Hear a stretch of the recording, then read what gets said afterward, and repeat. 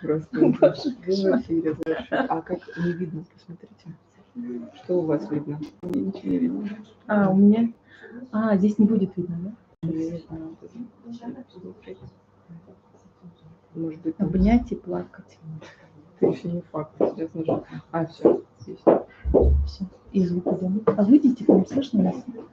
Все вы слышите? Ура! Аллилуйя! Да. Только я не пойму, если мы сейчас включим презентацию, она же не выйдет? Она же уже... Если мы свернем на презентацию... Теоретически... Не должно, да? У вас пошел прямой эфир? Что-то он туда не выводит. Все слышно.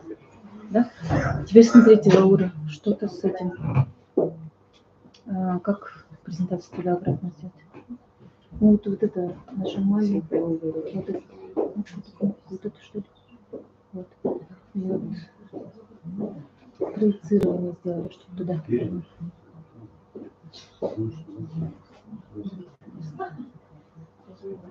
Короче, что-то немножко слетело.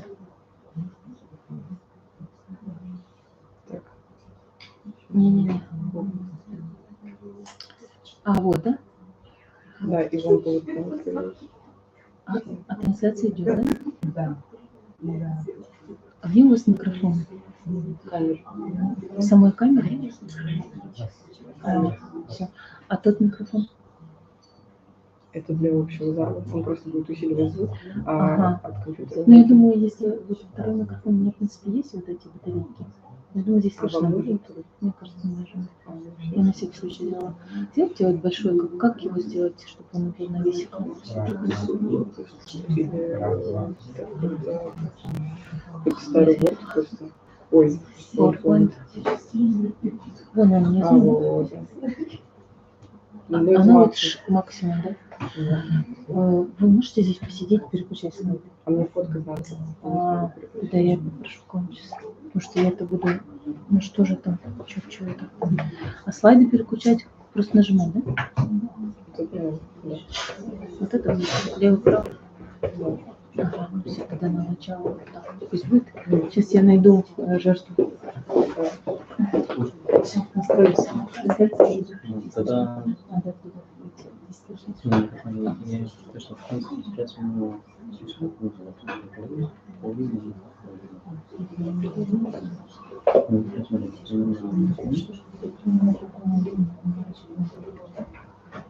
10 минут. Я не знаю.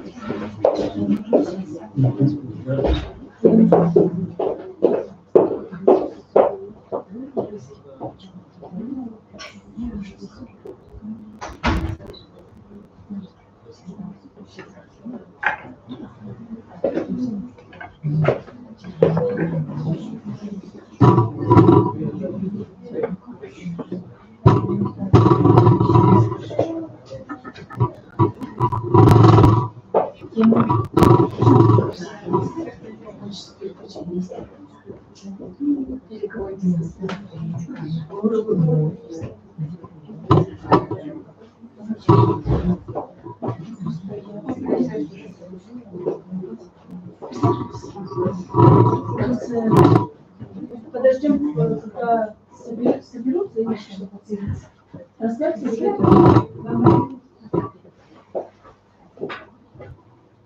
Я сейчас девочка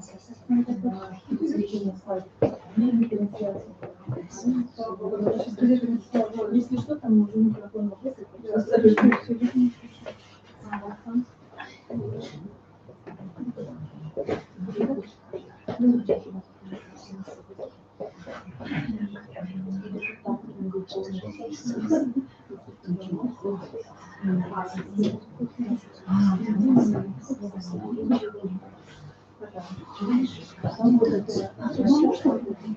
Там вот надо сидеть.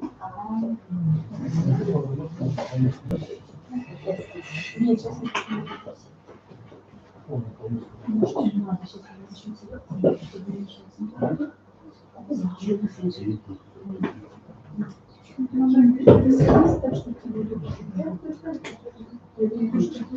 вообще зарегистрировалось почти все. То есть Просто я понимаю, что из-за событий, наверное, не все будут. Ну да. Единственная презентация не видно тем, какой трансляции. Почему? Потому что у нас... камеру мы просто развернем туда. Да? Сейчас.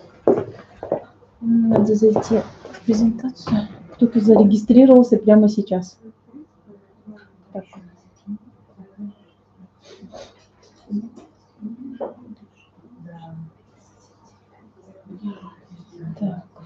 Так, сейчас я зайду.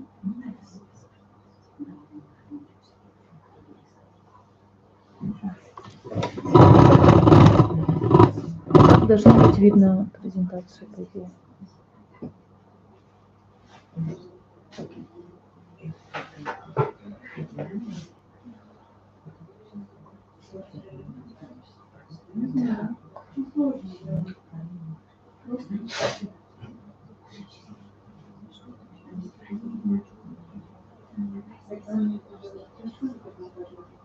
Да, вот на трансляции вроде бы видно презентацию, но очень, конечно, мелко. Не знаю.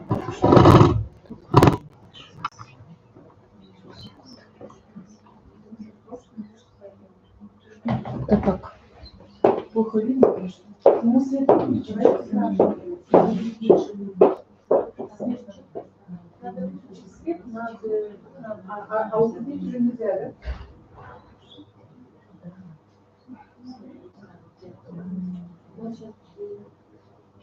О,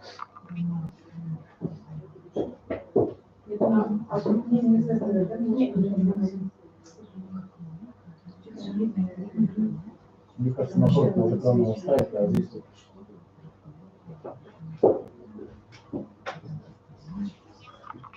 Сзади вот.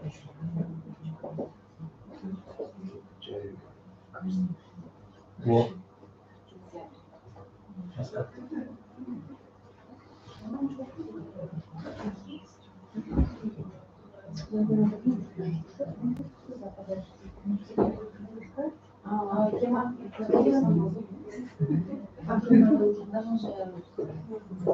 Так лучше, да? Первый раз лучше было на трансляции, но вот так вот. Ходите, садитесь. Иди сюда, да? Давай подойди.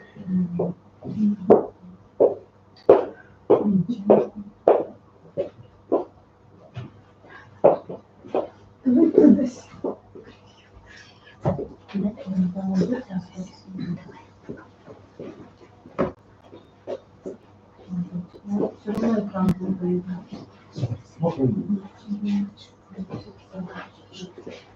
Я когда включила, вообще было. Да, то есть по идее.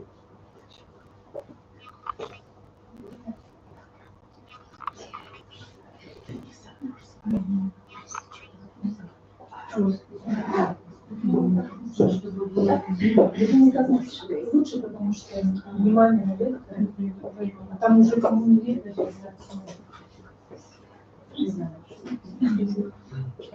Проходите, садитесь. Мы сейчас лектор уже здесь, может, вам просто заняться.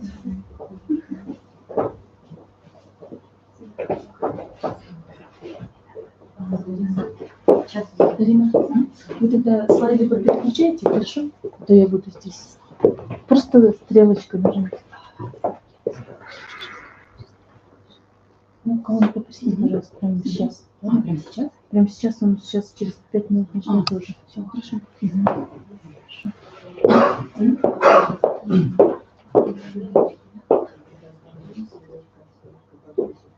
Кем здравствуйте? Помните мобиляцию? Да.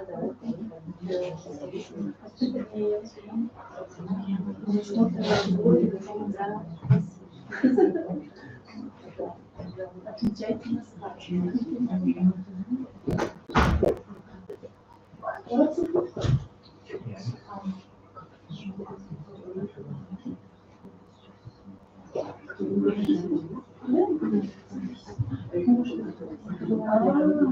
Ну, как на складе.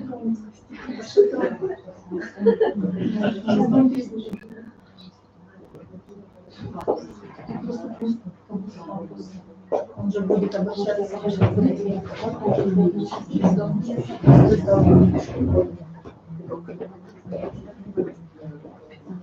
там надо весело для Рома оставить, для Рома.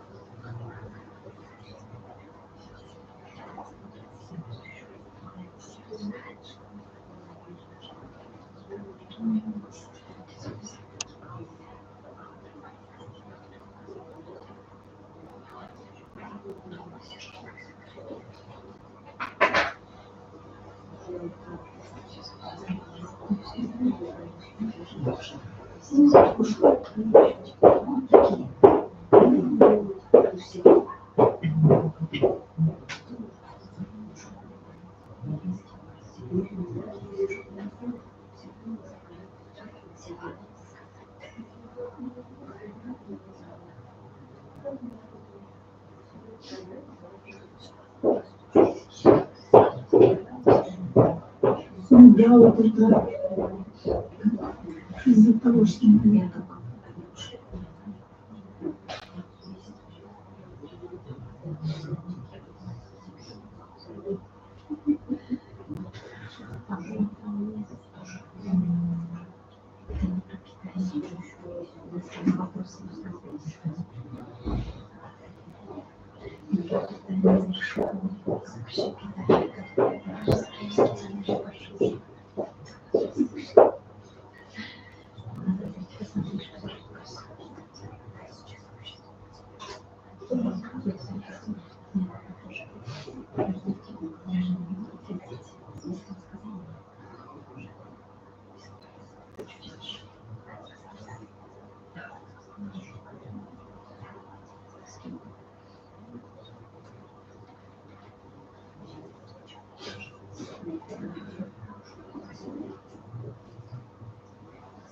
У нас будет, скорее всего, сессия вопрос-ответ.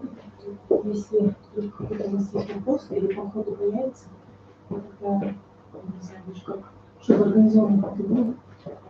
Вы готовитесь? Что будет?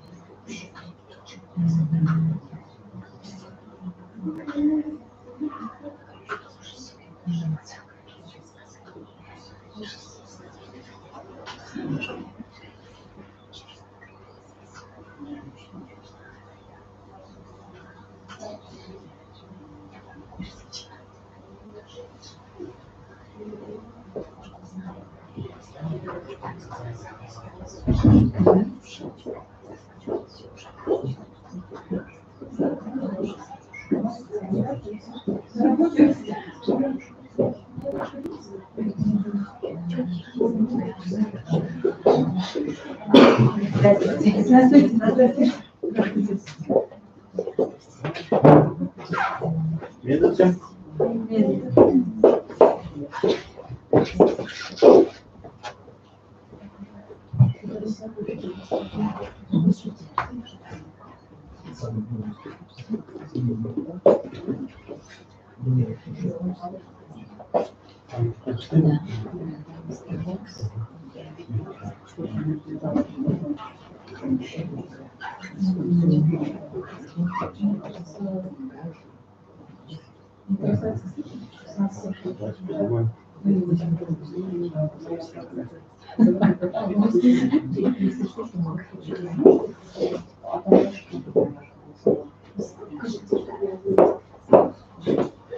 Мы будем как-то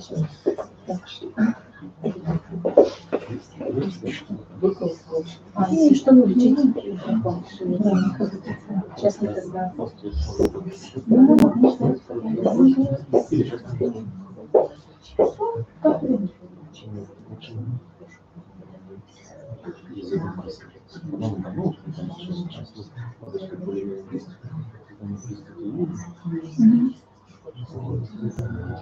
Есть какие-то Да, значит, нам предлагает телекомпания, которая владеет городов, называется ну, их канал. Эта телекомпания предлагает несколько разных каналов, предлагает нас, они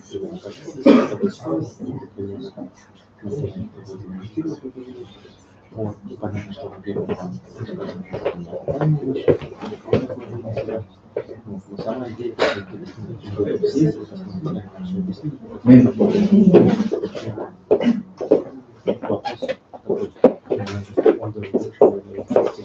А сам не с помощью чего вот это очень большая новость. Смотри, в принципе, нас и так хорошо слушали на трансляции. Дорогие гости, дорогие земляки, я всех приветствую на сегодняшнем нашем мероприятии, на лекции нашего известного российского нейрофизиолога, доктора биологических наук, профессора МГУ Александра Яковлевича Каплана на тему изучения мозга при медитациях. Со своей стороны хочу сказать, что считаю, что эта тема очень важна. В прошлом году, когда мы все вместе отмечали день рождения его святейшества Далай-ламы в Москве, мы увидели замечательный документальный фильм, посвященный этим исследованиям. Меня лично этот фильм очень тронул. Я увидел, что эта тема очень сильно у нас в России развивается, в особенности при участии наших российских ученых. На ежегодной основе проходит конференция, посвященная этой теме, в том числе видении, при участии его святейшества Далай-ламы. И я очень рад, что сегодня Александр Яковлевич выступит на эту тему. И, конечно же, очень рад поприветствовать наших гостей, которые тоже сейчас с нами. Это Гешенко, Генсона, переводчик его святейшества Далай-ламы, Юлия Жиронкина, а также воспитатель Республики Марий-Эл Ольга Бадман-Хагаева, наши почетные гости.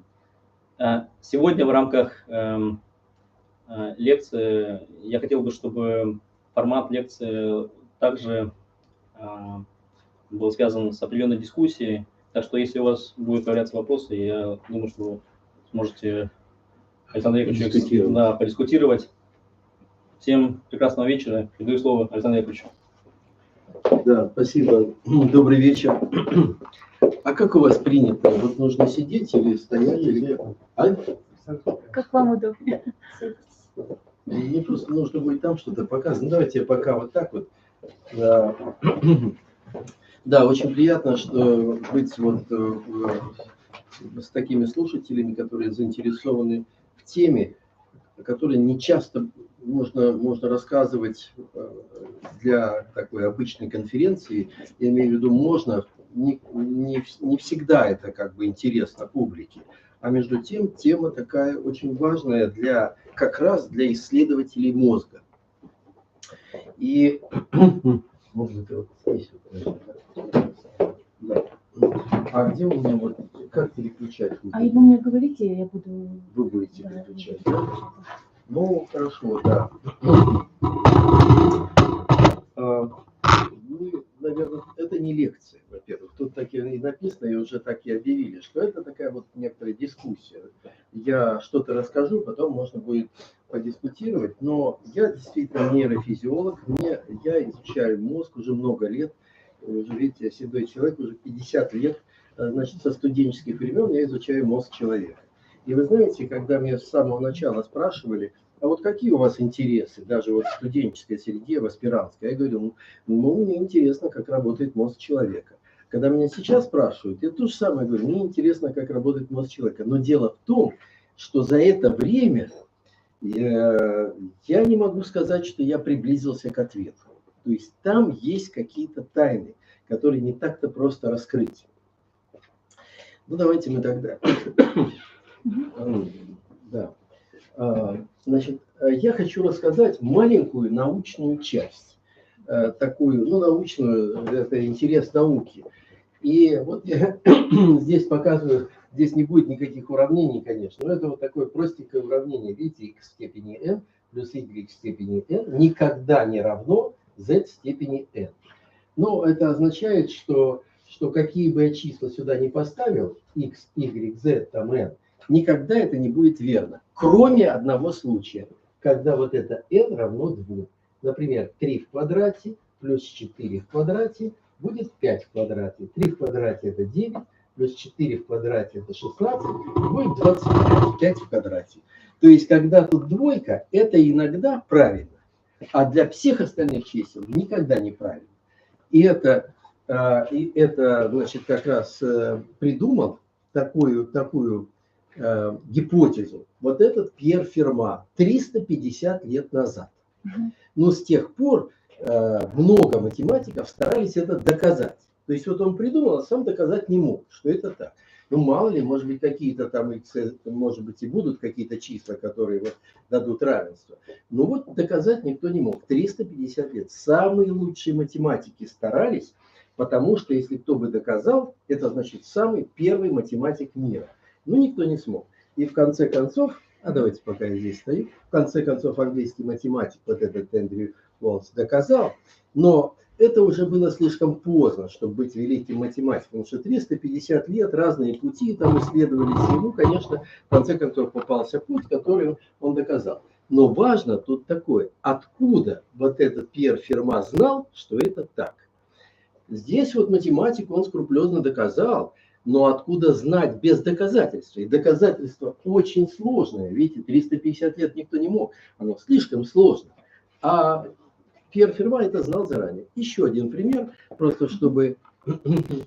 Это более такой пример, более ближе к нам. Пуанкаре. Это тоже великий математик. Ну, один из там двух самых великих математиков мира.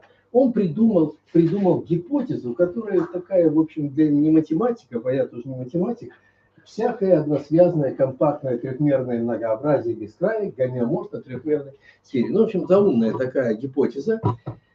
Но она была уже важна. Если там просто цифры, игра цифр, чисел, то она была важна, потому что всякие гипотезы, расширяющиеся вселенная, там все, она очень важна. И вот во всяких таких научных построениях ее начали использовать. Но это гипотеза. Ее опять же нужно было доказывать. Иначе, мало ли, она неправильная, тогда все будет неправильно. Никто не мог доказать в течение 100 лет. Что-то тут очень какая-то сложность большая. В конце концов нашелся математик, который это доказал. Но мы знаем, кто это. Это Перельман, Григорий Перельман. Он доказал эту гипотезу. То есть Пуанкаре оказался прав. Опять 100 лет, очень сложное доказательство, но он без всяких доказательств знал, что это так. Откуда? Кстати говоря, Перельман доказал, то есть за 100 лет нашелся один математик, который это доказал, что это так. И теперь это называется уже не гипотеза, а теорема Пуанкаре-Перельмана. Он доказал, но не нашлось ни одного математика, который понимает это доказательство. Представляете, что уже происходит? То есть мало того, что очень трудно доказать, но теперь надо же еще понимать, что он там написал. И вот как, так доказал он или не доказал? Он говорит, что он доказал. Ну, конечно, поскольку это важная была гипотеза, собрали несколько математиков, которые тоже старались работать в этой области.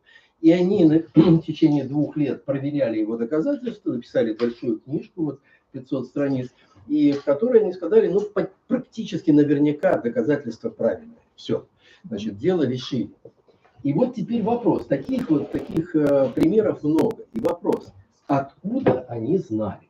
Вот это вот научная постановка, потому что это же сами ученые. К счастью, нашелся один ученый из такого же ряда. Следующий, нажмите. Его зовут Ричард Фейнман. Это Нобелевский лауреат. И он жил в то время, когда вот много этих нобелевских лауреатов было, Эйнштейн, Дирак, там, Бор и так далее. Они все крутились, там варились в одном котле, но и есть такие лекции по физике, это настольная книга в МГУ для физиков, но у него есть еще мессенджерские лекции. Это просто для всех нас. они есть вот в интернете. Просто о науке, о философии науки, мессенджерские лекции. И вот там есть глава, которая меня особенно заинтересовала. Как делаются открытия. И вот он пишет удивительную вещь. Можно нажать. Ни одно из великих открытий физики и математики не было сделано алгоритмическим путем, то есть путем доказательств. Ни одно, причем это же говорит знающий человек, он сам Нобелевский лауреат, сам сделал открытие. И он говорит, что он сделал это не алгоритмическим, не логическим путем. Откуда он взял? И там написано откуда. Пожалуйста, можно нажать. Да. Ученые догадываются. Понимаете? А это же говорят сами ученые. Тут нет никакой религии, никакого буддизма и чего-нибудь еще. Просто сами ученые понимают, что они догадываются. Откуда они догадываются? Вот это мне как бы понятно, что тут мозг участвует в этом деле. Но как, что, откуда берется это в мозгу? Следующий, пожалуйста, слайд. Теперь вторая как бы такая логическая единичка. Смотрите, как мы видим вот этот мир. Ну, можно дальше. Вот такая схема. Видите, мозг. Тут вот глаз. Это вот, значит, передняя часть мозга. Девушка стоит. Как эта девушка попадает в голову? Как девушке попадает в голову? Значит, тем не менее, это очевидно. Это очевидно. Знаете, здесь вот немножко прочел. Здесь очевидно, я закрою глаза, а уже все, у меня там сидит в голове. Как это происходит? Ну, давайте возьмем школьный учебник. Нажимаем дальше. Давайте пока вот здесь вот. Вот схема глаза. Ну что, это школьная схема глаза. Вот эта девушка, здесь хрусталик. И хрусталик, это линзочка такая, она проецирует вот этот объект внешний на задней поверхности глаза. Здесь сетчатка. Сетчатка – это слой светочувствительных элементов, как матрица в фотоаппарате. Только в фотоаппаратах, там, я не знаю, у всех там разные матрицы. Здесь 126 миллионов, 126 мегапиксельная матрица. Очень-очень точно. То есть, если я смотрю сейчас вот на этот зал, он разложен до мельчайших таких песчинок. Если вот сделать фотографию с помощью моей сетчатки, то этот потом можно развернуть на 10-этажный дом, и будет все четко. С такой точностью видит глаз. И здесь хорошо. Ну и что? А дальше-то что? Вот эта проекция здесь есть. Но надо же, чтобы она попала в мозг. А здесь-то что к мозгу идет? Зрительный нерв. Просто от глаза к мозгу идет зрительный нерв. Зрительный нерв – это просто такой комплект нервных волокон. Нажимаем, да. Оп, оп, еще. Вот, видите, это просто такая пачка нервных волокон, отростки нервных клеток. По этим отросткам девушка не может попасть в мозг. Это там идут нервные импульсы. Еще раз нажимаем, да. Давайте здесь вот пока. Вот, видите, там сверху показаны. Идут такие разряды нервных импульсов. Там девушки никакой уже нет. И она распадается на эти нервные импульсы, на отдельные импульсы, когда этот нерв, здесь миллион волокон, вот здесь в этом нерве. Когда он подходит в мозг, как основной пучок идет в зрительные области, а дальше остальные все распыляются по всему мозгу. Поэтому эти нервные импульсы, эта девушка распалась на нервные импульсы, по всей голове пошли эти нервные импульсы, но самого изображения уже нет. Его в принципе физически не может быть. Тут же нет никакого зеркала, чтобы можно было отразить эту девушку. Все, она исчезает в этих нервных импульсах. Спрашивается, я не могу никак вас видеть, потому что вы не можете попасть в мой мозг. А то, что туда попали нервные импульсы, это же не вы же сами попали. Значит, я вас видеть не могу. И вы меня тоже не можете видеть. И тут и никакого противоречия с наукой тут нет. Но просто это не ясно обычному человеку, что видеть меня невозможно в реальности. Как же вы меня видите? Все-таки ощущение же есть, что я здесь все-таки присутствую и разговариваю и так далее. Как же так происходит? Ответ только один. Мозг занимается реконструкцией физической реальности. То есть он повторно создает образ этой реальности. И сами объекты попасть не могут в голову. А вот представление об этих объектах, оно живет в голове. Вот тогда мы должны признать, что мы живем в реконструированном мире. Не в том мире физических объектов, а в реконструкции. Причем здесь ничего нет такого несовпадающего с наукой. Я тут не говорю никакую такую, какую-то новость для науки. Просто в четком виде, вот не всегда это выражено. Мы живем в реконструированном мире. Но это не матрица никакая, конечно, да. Потому что, конечно, как он реконструируется? Конечно, из этих нервных импульсов как-то приносится информация о том, что происходит снаружи. И у человека есть собственный опыт, который помогает ее как-то модифицировать так, чтобы вот повторно создать все эти образы. И остается только вопрос. Мы гарантированы, что тот мир, который у меня реконструирован в голове, он совпадает с внешним миром. Гарантия есть у нас или нет? Нет, конечно. Нет. Если мы это делаем, у каждого своя будет.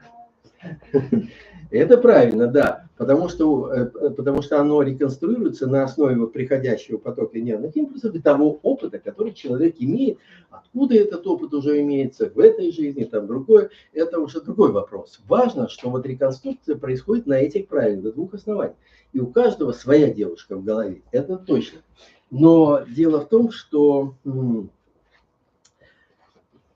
своя-то своя, но, значит, как она там существует, как мы теперь будем, как мы сверять будем реальность. Вот, допустим, я перехожу дорогу, и у каждого своя дорога. И как же быть тогда этим автомобилистом? Идут эти пешеходы, у каждого свое представление об этой дороге, об этих автомобилях, которые ездят. Как им тогда вообще там быть? И как быть пешеходу, который вот у него представление такое, что можно переходить на красный свет. Такое у меня реконструкция. Видите, это все будет быстро поправлено. То есть критерием тому, что мы примерно соответствуем физической реальности, является практика. Практическая жизнь в этой реальности. И вот там, где у нас есть хорошая практика, мы гарантированы, что этот физический мир, в общем-то, совпадает с реконструированным миром. Но там, где этой практики нет, гарантии постепенно исчезают. Если я спрошу, вот как выглядит электрон, но у нас нет никакого практического ощущения работы с электроном, какие-то из разных там мест мы там что-то вычитали, но вот у нас будут совершенно разные представления о том, как электрон. Но он нам не опасен, потому что мы с ним не взаимодействуем, там просто подумали и забыли. А вот тот мир, который вокруг нас, вот, например, сейчас сидит столько людей здесь, но мы, допустим, договоримся, вот какой-то цвет одежды, и все укажут, что это, да, это, значит, допустим, бордовый цвет. А как правильно называется этот цвет? Бордовый. Бордовый, да. А у меня какой? Малиновый. Малина бордовая. Вишневый, да. Вот. Но смотрите, вы все будете согласны. Никто не станет спорить, что нет, это не бордовый, это зеленый. Почему? С какой стати? Здесь же уже опыт, ну и что мы, допустим... Волны разные. Волны у цветов разные. Ну, волны-то у цветов разные, но их надо назвать как-то. Вот, и поэтому здесь мы не ошибаемся, не потому что у нас практическое взаимодействие. Если вот я неправильный цвет назову, то меня заругают, а начнут. Нет, нас в детском садике научили. Вот это зеленый, это красный, это такой, это общественный сговор просто. И там по многим обстоятельствам мы просто договорились, что это так. И поэтому у нас более-менее все совпадает. Потом мы все homo sapiens, мы примерно одинаково ощущаем мир, поэтому все более-менее. Основная идея того, что я сейчас сказал, что мир, тот мир, который в мозгу, это реконструированный мир. Он уже мягкий, он уже не точности соответствует объектам физического мира. Вот это вот уже такая деталь для нейрофизиологии, для физиологии мозга, которая, ну, так сказать, немножко ускользает из научных рук. Этот реконструированный мир, как же мы тогда будем с ним играться? Дальше, пожалуйста. Для тех, кто работает, допустим, в IT-области, я могу сказать в двух словах тоже. Смотрите, такая же история с фотоаппаратом вроде бы. Девушка, фотоаппарат, и вы знаете, там две матрицы. Одна – это чувствительная матрица, которая, собственно, принимает все это изображение. Но на обратной стороне, давайте нам обратную сторону, там другая матрица, на которой рисуется уже это изображение. И там появляется, конечно, эта девушка. Спрашивается, откуда она там появилась? Вот здесь вот. Давайте эту девушку. Откуда она здесь появилась? Ну, но здесь другая ситуация. Видите, тут здесь есть кабель. Да, делаем кабель этот. 2-3 накатка. Давайте сделаем сразу. Вот. И тут идет, конечно, код. Ну, код это совсем другое дело. То есть вот самый крайний верхний пиксель, допустим, он имеет цвет, яркость, там 4-5 каких-то характеристик. Ну, они просто зашифрованы этими цифрами, передаются сюда, и крайний верхний здесь именно так и зажигается. И, собственно, тут прямая передача. Но если бы так было устроено в мозгах, то здесь должна была бы стоять вторая матрица. И тогда на нее, конечно, можно перенести в точности то, что вот здесь вот 126 миллионов пикселей, 126 миллионов палочек и колбочек. И здесь вот повторную матрицу именно так, чтобы она и была. Но кто же ее будет смотреть, эту сетчатку внутри головы? Видите, в голове какой-то свой мир построен. Дальше нам, давайте пойдем. Это вот такие загадки, которые, видите, они такие физиологические и философские. Теперь мы понимаем, что мир достаточно мягкий, в голове там дальше. Дальше. Теперь вопрос. А как эти вот объекты, они реконструируются в голове, но в принципе, вот я сейчас смотрю, здесь, в этой комнате, это просто исходное, это просто распределение освещенности. Здесь немножко больше красного, здесь немножко больше синего, здесь еще какие-то такие пятна кругом. Вот. Формально тут распределение только освещенности, больше ничего нет. Но мы в этом распределении освещенности улавливаем, что здесь лица, вот здесь лица, здесь одежды, здесь какая-то техника, здесь еще что-то.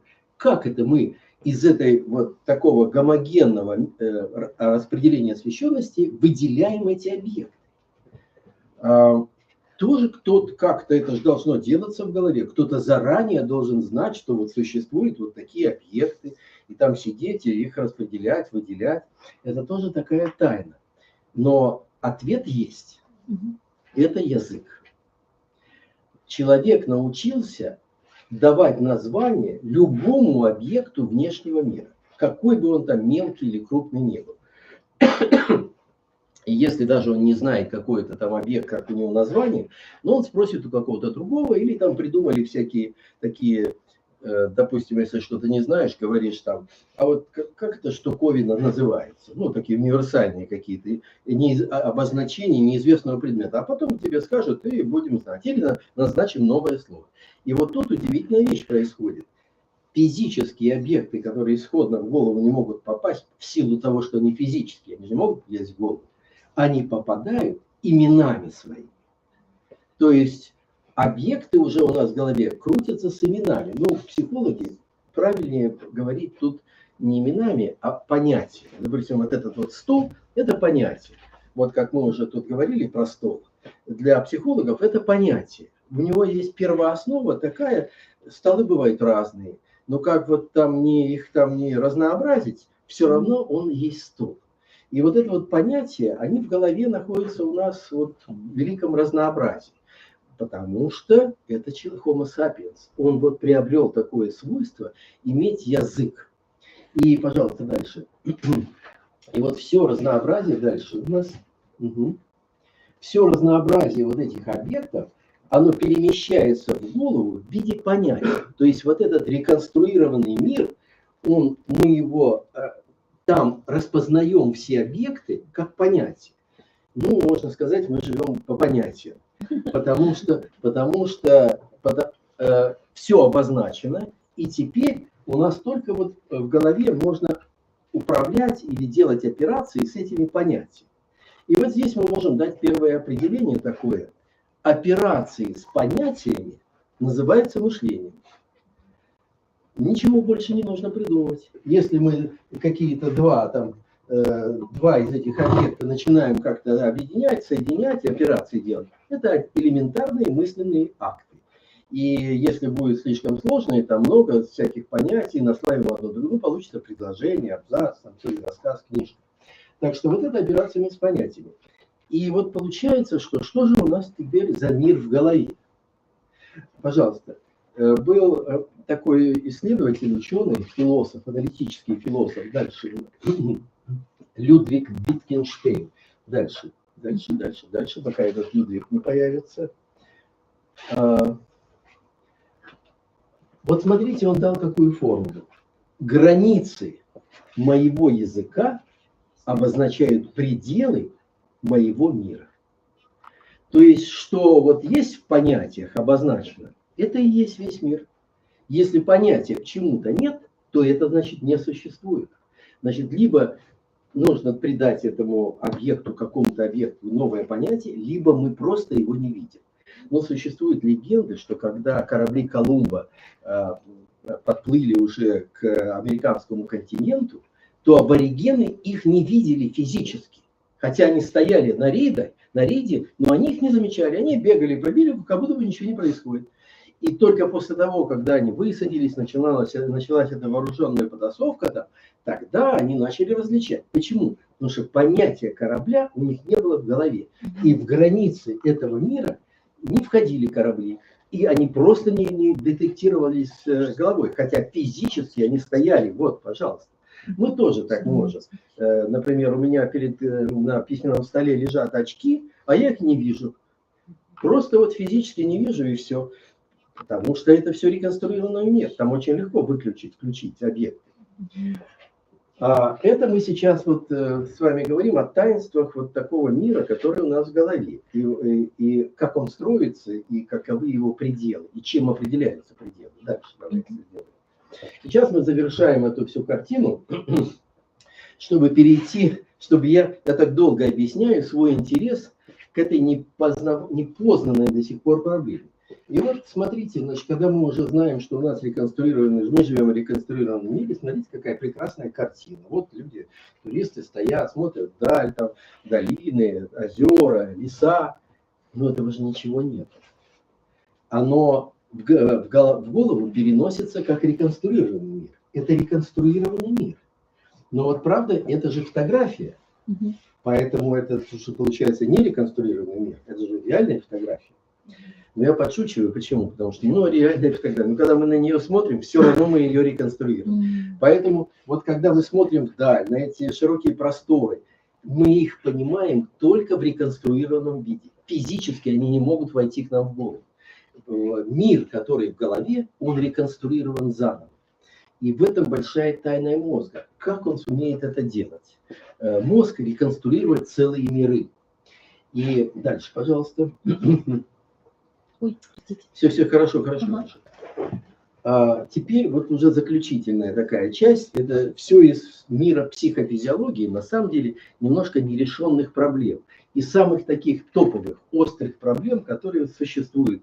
Их нет в учебниках, конечно, не школьных, и, в общем-то, их нет в студенческих учебниках, потому что там же надо учить то, что надо по билетам потом отвечать. А здесь все такие вот вещи не очень ясные, разные мнения есть, и поэтому оно традиционно не носит. Это фотография, картины, моя фотография. В музее. Пожалуйста, следующее. Знаменитая картина. Видите, Клод Моне, впечатление, восходящее солнце. 872 год. В Парижском музее было там. И почему я ее привел? Во-первых, эта картина была нарисована за 8 минут, как он сам в воспоминаниях пишет, потому что солнце там менялось, это раннее утро, в дымке все. И, пожалуйста, следующий. Мой вопрос к вам. Дальше. Дальше? Да. Что здесь нарисовано в этом желтом круге? Кораблик. Лодка. Какая-то лодка с лодочником. С двумя, да. Видите, значит, вот видите, разные мнения на самом деле есть. Но в основном, конечно, говорят, что это лодка и с людьми какими-то.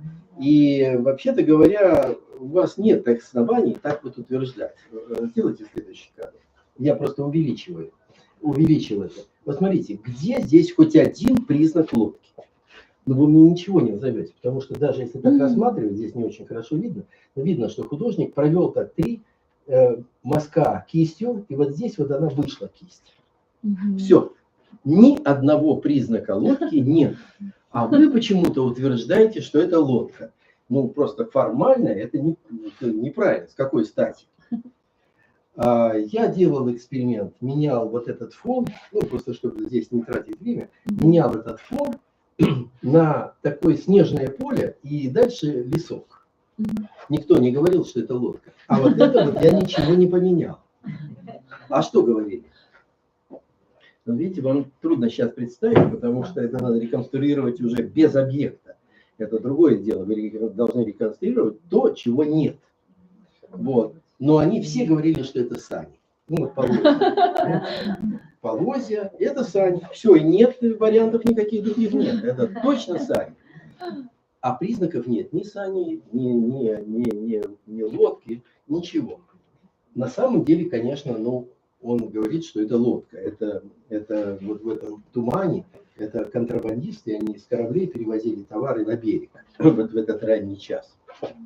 Я вот про это вообще не спрашиваю, что это такое. Но это тоже лодка. Да. Но все это импрессионизм. Так вот эта картина, впечатление, это вот первая картина импрессионистская, когда ее на выставке выставили, там главный критик сказал, ну это вообще какой-то импрессионизм. И все, это такое ругательство было. Вот теперь видите, целое направление. Но этот импрессионизм дает волю воображению. Видите, теперь мы можем все что угодно говорить. Для нас сейчас важно, что как же мы все-таки понимаем, что это вот лодка или сани там, или то, или другое. Как мы это делаем в голове, когда здесь нет этих признаков.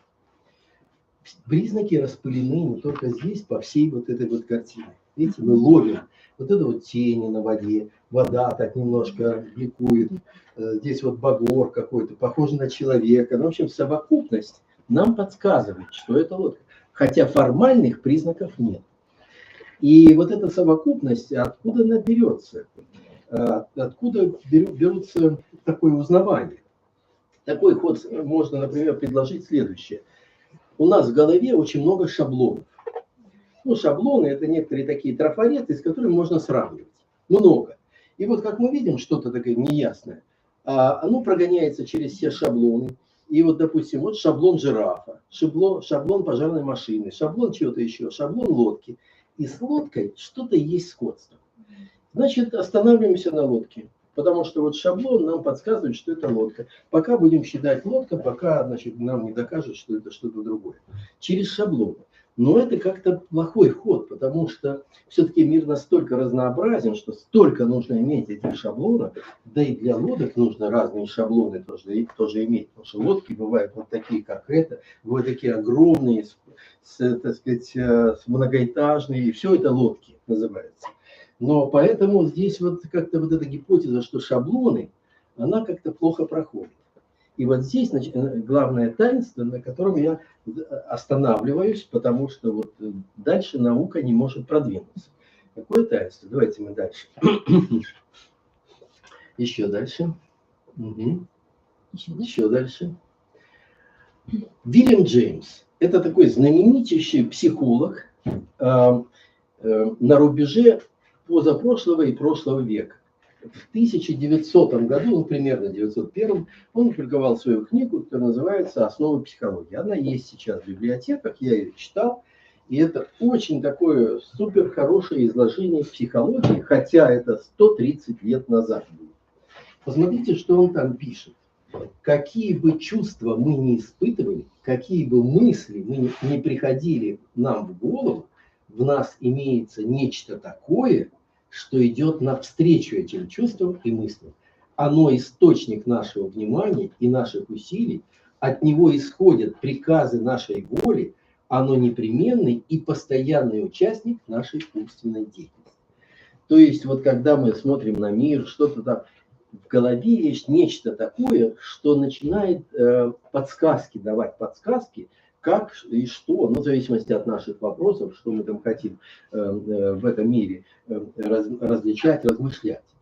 Это говорит психолог, который задумался над тем, откуда берется у нас вот такая слитность восприятия. Кто-то нам помогает или что-то.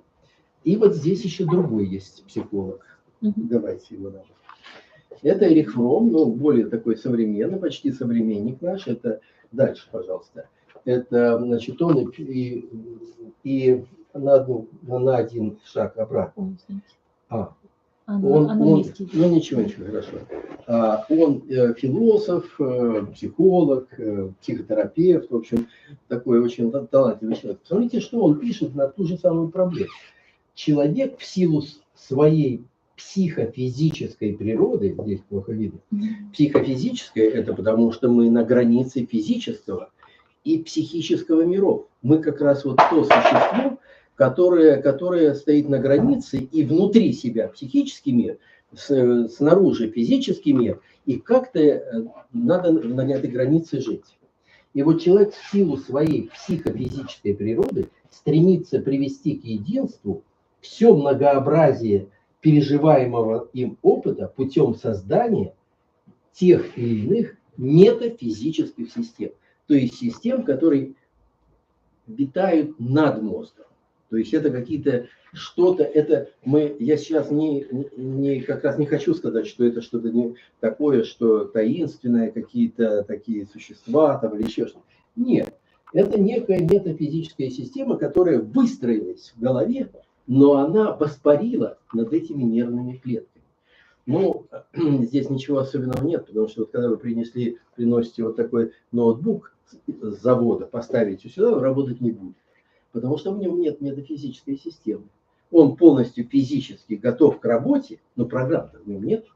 А программы — это метафизические системы. Они же не материальные программы. Они, конечно, могут на носителе быть, но это идеи.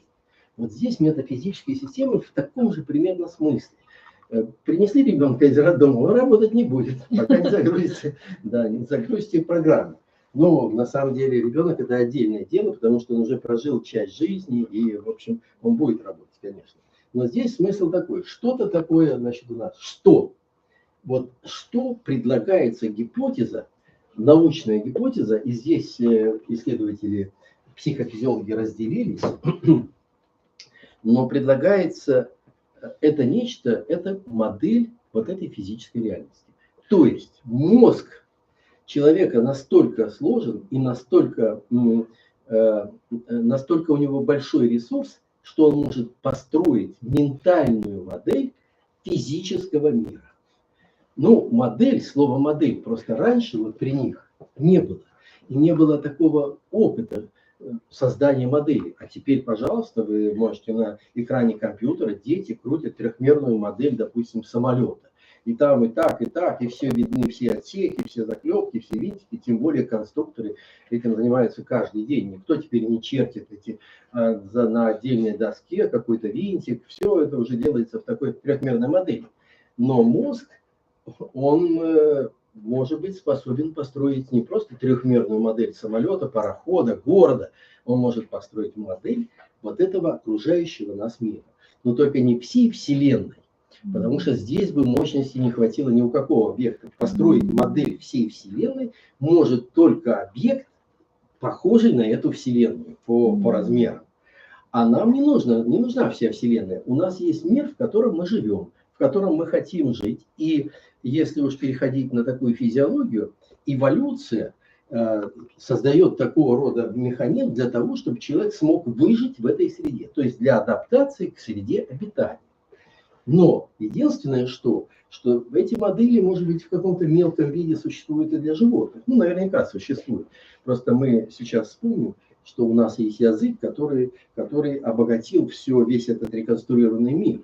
Если язык бедный, то, конечно, и сам этот мир будет бедный. Если у собак или у каких-то животных всего там 30 или 100 или 200 слов, вот будет такой мир из 200 таких слов. А у нас, вы знаете, что словарь русского языка — это сотни тысяч слов, 200 тысяч слов. Ну, хотя тут надо тоже понимать, чтобы вы на меня не сослались неправильно. Иностранных слов много в русском языке. Ну да, видите, это значит портится модель, потому что эти иностранные слова, они из другого корпуса. И тогда, если иностранное слово интегрируется, он должен приносить много новых смыслов, как окружение свое. А если оно просто так ставит... Ну так нет, тогда он должен приносить вот это вот окружение, кусочек мира, который был создан в другом языке, нужно все приносить, а не отдельное слово. Потому что отдельное слово, оно встраивается неправильно в наш другой язык. В общем, мы приходим к понятию о модели. Значит, у нас есть модель потребностного мира, не всего мира, а только того, который позволяет нам комфортно существовать в этой среде. Единственное, что человек, видите, раз модель получилась, как она может верифицировать саму себя? Это же уже модель, то есть это означает, что она может прокручиваться и показывать, что будет немножко впереди, прогнозировать немножко. Вот свойства моделей, то, что они дают возможность прогнозировать немножко вперед. Немножко или немножко, мы уж тут не знаем, но важно, что это было решающее преимущество человека относительно животного царства. Потому что теперь он может прогнозировать вперед. Ему не нужно как бы что-то заниматься какой-то суетой, бегать там, рассматривать что-то. Он может это прогнозировать. Модель позволяет это дело реализовать и откатываться в прошлое. То есть мы теперь можем жить не в настоящий момент, а вот немножко в будущее, немножко в прошлое, вот в этой дымке. Но это означает, что эта модель, она может, если там будут какие-то, ну как вот в фильме, например, разрывы, означает, она неправильно устроена, что-то не то. Она должна быть подработана немножко получше. И вот она, сама эта модель, может чувствовать вот эти шероховатости. А шероховатости то и дело там появляется. Мы же не все изучили. Вот я, например, не знаю, что там внутри вот в этой штуке. А модель, она как-то будет здесь сталкиваться с этим, не сможет прокрутиться, потому что, может быть, вот без этого она там, вот в этом месте она будет стопориться немножко. И ей что-то нужно сделать, чтобы все-таки прокрутиться дальше. Ну, какой вариант? Она меня пошлет к этому ящику разбирать его. Но мы знаем за собой, особенно в детстве, начинают разбирать часы, там еще что-то, швейную машину и так далее. Зачем? Вот эта модель требует, чтобы прокрутиться, чтобы это знать. Но все не разберешь. Поэтому модель эта, она делает очень хитрый ход. Она делает склейку, поскольку она может прогнозировать. И, следовательно, на основе предыдущего опыта можно прогнозировать, что здесь есть. И, в общем, делает такой свой прогноз, надо, не надо, потому что мы туда, может быть, никогда не заглянем. И таким образом она прокручивается. То есть она подрисовала нашу реальность, реконструированную реальность. Мы этого не знаем. Мы там, допустим, в каком-то месте не были. Но поскольку оно там почему-то понадобилось, она дорисовала это место и сделала такие склейки. Поскольку это модель, она может прогнозировать. Попадая в такую склейку, мы говорим, так, я же здесь был. Но по документам видно, что меня там не было. Как мы называем это? Дежавю. Дежавю. Видите? Вот вам объяснение этого дежавю. Я тут такие намеки делаю по поводу того, что, значит, бывает, все-таки можно по-другому объяснить. А почему человек помнит что-то, что, значит, он там не был, а он помнит. Так что здесь вот есть всякие такие моменты, потому что вот эта ментальная модель, она может организовать эти все дела. И последнее, что вот здесь вот важно сказать, это вот как бы от науки. Сейчас мы перейдем уже к моему интересу, почему все-таки я занимаюсь вот изучением медитации. И вот здесь эта модель, она, поскольку она теперь как бы настроена на то, чтобы все лучше и лучше прогнозировать этот мир. А как это сделаешь? Значит, она будет стремиться к познанию этого мира. Будет толкать меня, раскручивать эту штуку, или там куда-то поехать, или с кем-то поговорить. Потому что знать. Ей нужно просто больше охватывать. Исходная эволюция заложила в нее это стремление ради того, чтобы человек как бы комфортно был обеспечен жизнью на этой земле, и чтобы он обеспечен был, ну, так сказать, отгорожен был от разных опасностей. Он всякое вот будет знать предварительно. И вот это стремление к познанию мира – это то, что выделяет человека от животных. Животные, как бы, они должны знать только то, что в пределах места их обитания. А вот поскольку появилась эта модель, она уже забыла, для чего она нужна была, вообще-то говоря, для человека. И она пробилась сквозь биологическую целесообразность. Она теперь толкает нас на познание того, что вообще-то говоря, для вот нашей вот такой бытовой жизни не нужно. Допустим, мы изучаем свет далеких звезд. Я немножко условно говорю, потому что физики вам тут же объяснят, почему это нужно вот практически для нашей жизни. Вот. Но в принципе вот так вот она вырывается за пределы биологической целесообразности и познает мир все шире, шире, шире. И ресурсы мозга очень высокие, я про них сейчас не говорю, настолько высокие, что они могут содержать вот такую большую, сильную модель. Следующее.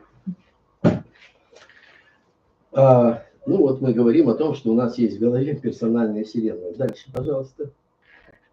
Дальше. Это пропускаем. Перещелкиваем.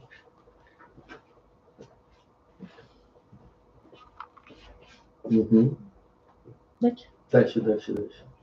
Вот, видите, здесь получается некоторый такой перископ. Эта модель, она уже, если ее, так сказать, подойти к ней неформально, то получается в голове есть некая сущность. Мы подошли к этой сущности не из какой-то мистики, а из просто необходимости.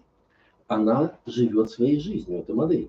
Она старается что-то познать, она что-то дописывает, переписывает у нас там в голове, вроде бы ради того, чтобы нам все было хорошо, но это вообще-то уже не дело. Мы не знаем, сколько там склеек уже она понаставила везде, в зависимости от того, насколько любопытствующий человек. Потому что чем человек как бы более разнообразен, больше у него всяких активностей, она должна все время все сделать так, чтобы нигде он все-таки не попал в просак.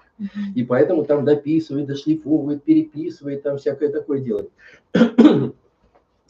Но раз так, то вот идея-то какова, проблема какова? Мы эту модель не чувствуем. То есть у нас нет языка для разговора с этой моделью. Мы договорились до того, что у нас появился язык между собой. Вот мы друг с другом можем общаться. Но вот она, вот эта модель, сидит глубоко, ей нет необходимости с нами общаться, она сама там подкручивает, что надо, но нам-то есть необходимость. Она же знает очень много. Она впитала вот эти закономерности этого мира, чтобы прогнозировать все, а мы как-то не имеем к ней доступа. Если вот так, к примеру, просто вот ребенок, маленький ребенок, совсем маленький, вы ему даете игрушку, он ее так берет и сбрасывает, допустим. Вы поднимаете, кладете рядом с ним, опять сбрасывает. Это не каприз. Это его нарождающаяся модель изучает этот мир. То есть, если вот, допустим, какой-то объект, она изучает. А если его оставить без опоры, куда он полетит? Вбок, вверх, вниз. Но я не буду сейчас вам демонстрировать, потому что у вас модель уже все знает, куда он полетит. Вот. И это же еще в маленьком возрасте. Мозг впитывает эти закономерности. И более того, он же очень чуткий. Вот он отпустил игрушку, она не мгновенно загремела. Через какое-то маленькое время она загремела. Значит, какое-то время нужно потратить, чтобы преодолеть это расстояние. А если расстояние будет маленькое, мы это не замечаем, как это ребенок это все экспериментирует. А мозг его специально этим занимается, потому что ему нужна эта модель, нужно быстрее, пока человек еще вот без помощи, надо как-то все там, расчеты все эти сделать. И ну вот, допустим, приходит этот ребенок в 7-й, там, 5-й класс, и учитель физики говорит, а сейчас я вам объясню законы Ньютона. Тело, оставленное без опоры, падает. Он эти законы Ньютона уже в 4-месячном возрасте прекрасно знает, его мозг. Но человек не может к ним обратиться языком. То есть он не может спросить. И когда вызывают к доске решить какую-то задачку, если бы контакт был с этим, мгновенное решение. И мы все по себе знаем, что иногда мгновенные решения приходят в голову. И мы их так даже не спрашиваем. А вот мы так решили. Видите, я замкнул круг. Откуда ученые что-то знают? Они имеют контакт со своей моделью. И они это называют озарение, интуиция там, и так далее. А на самом деле они получили вот этот краткий контакт. Они сами, это не тайна для нас, то есть они закрываются там на замочек и там контактируют с моделью, потом приходят и надо сказать, нет, оно приходит вот спонтанно. И вот эта спонтанность, она уже у разных людей разная. Вот эта чувствительность к интуиции, к этому озарению, туда вот как бы постучаться в эту дверь и коснуться этого момента, вот это уже, к сожалению, нерегулируемая вещь. Как-то нужно вот сделать так, чтобы иметь возможность технически туда попадать, технически как бы коснуться этого, вот этой модели, тогда мы получим колоссальные преимущества. Но этого нет. Природа как-то защитила нас от прямого контакта с этой моделью вот этого мира, в котором мы живем. И я обратил внимание вот в этот момент, но это было очень-очень давно, что есть технологии, которые позволяют человеку погружаться в себя. Потому что, ну, даже если без этих технологий, вот если так вот что-то вдуматься, мы же замираем, как-то стараемся как-то затихнуть, что-то еще, что-то настраиваемся как-то, там ругаемся на других, что нам что-то мешают, там настроиться. А что это мы делаем? Мы готовимся к медитации, между прочим. Но мы не называем это медитацию. Обычный человек скажет, какая-то медитация ваша, это мистика. Нет, я просто там настраиваюсь. Нет, он уже, смотрите, фокусирует внимание, старается отвлечься от всего, что ему мешает, от этих вот лишних мыслей.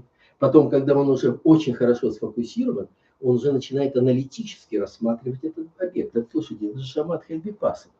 Вот, но, значит, смотрите, поскольку я не владею, значит, ни буддийской теорией, ничем, поэтому вы так легкомысленно относитесь к тому, что я вот говорю, вот и сейчас особенно начну говорить. Но тем не менее, вот для меня это был такой интерес.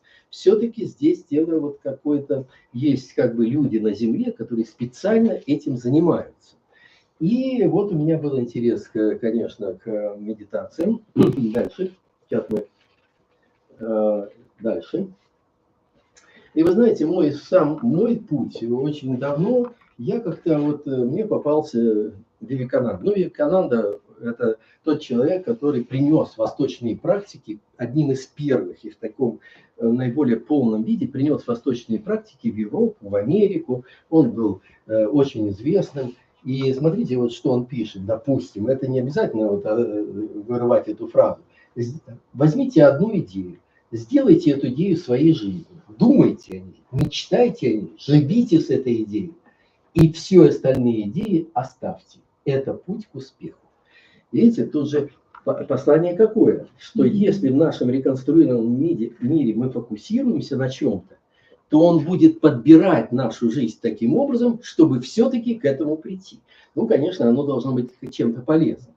И все эти, это одно из высказываний, которое говорит о силе вот этой внутренней сущности, а мы бы сейчас сказали, силе этой модели. Она не просто вот так вот там живет себе и живет, она обеспечивает нам претворение наших мечтаний.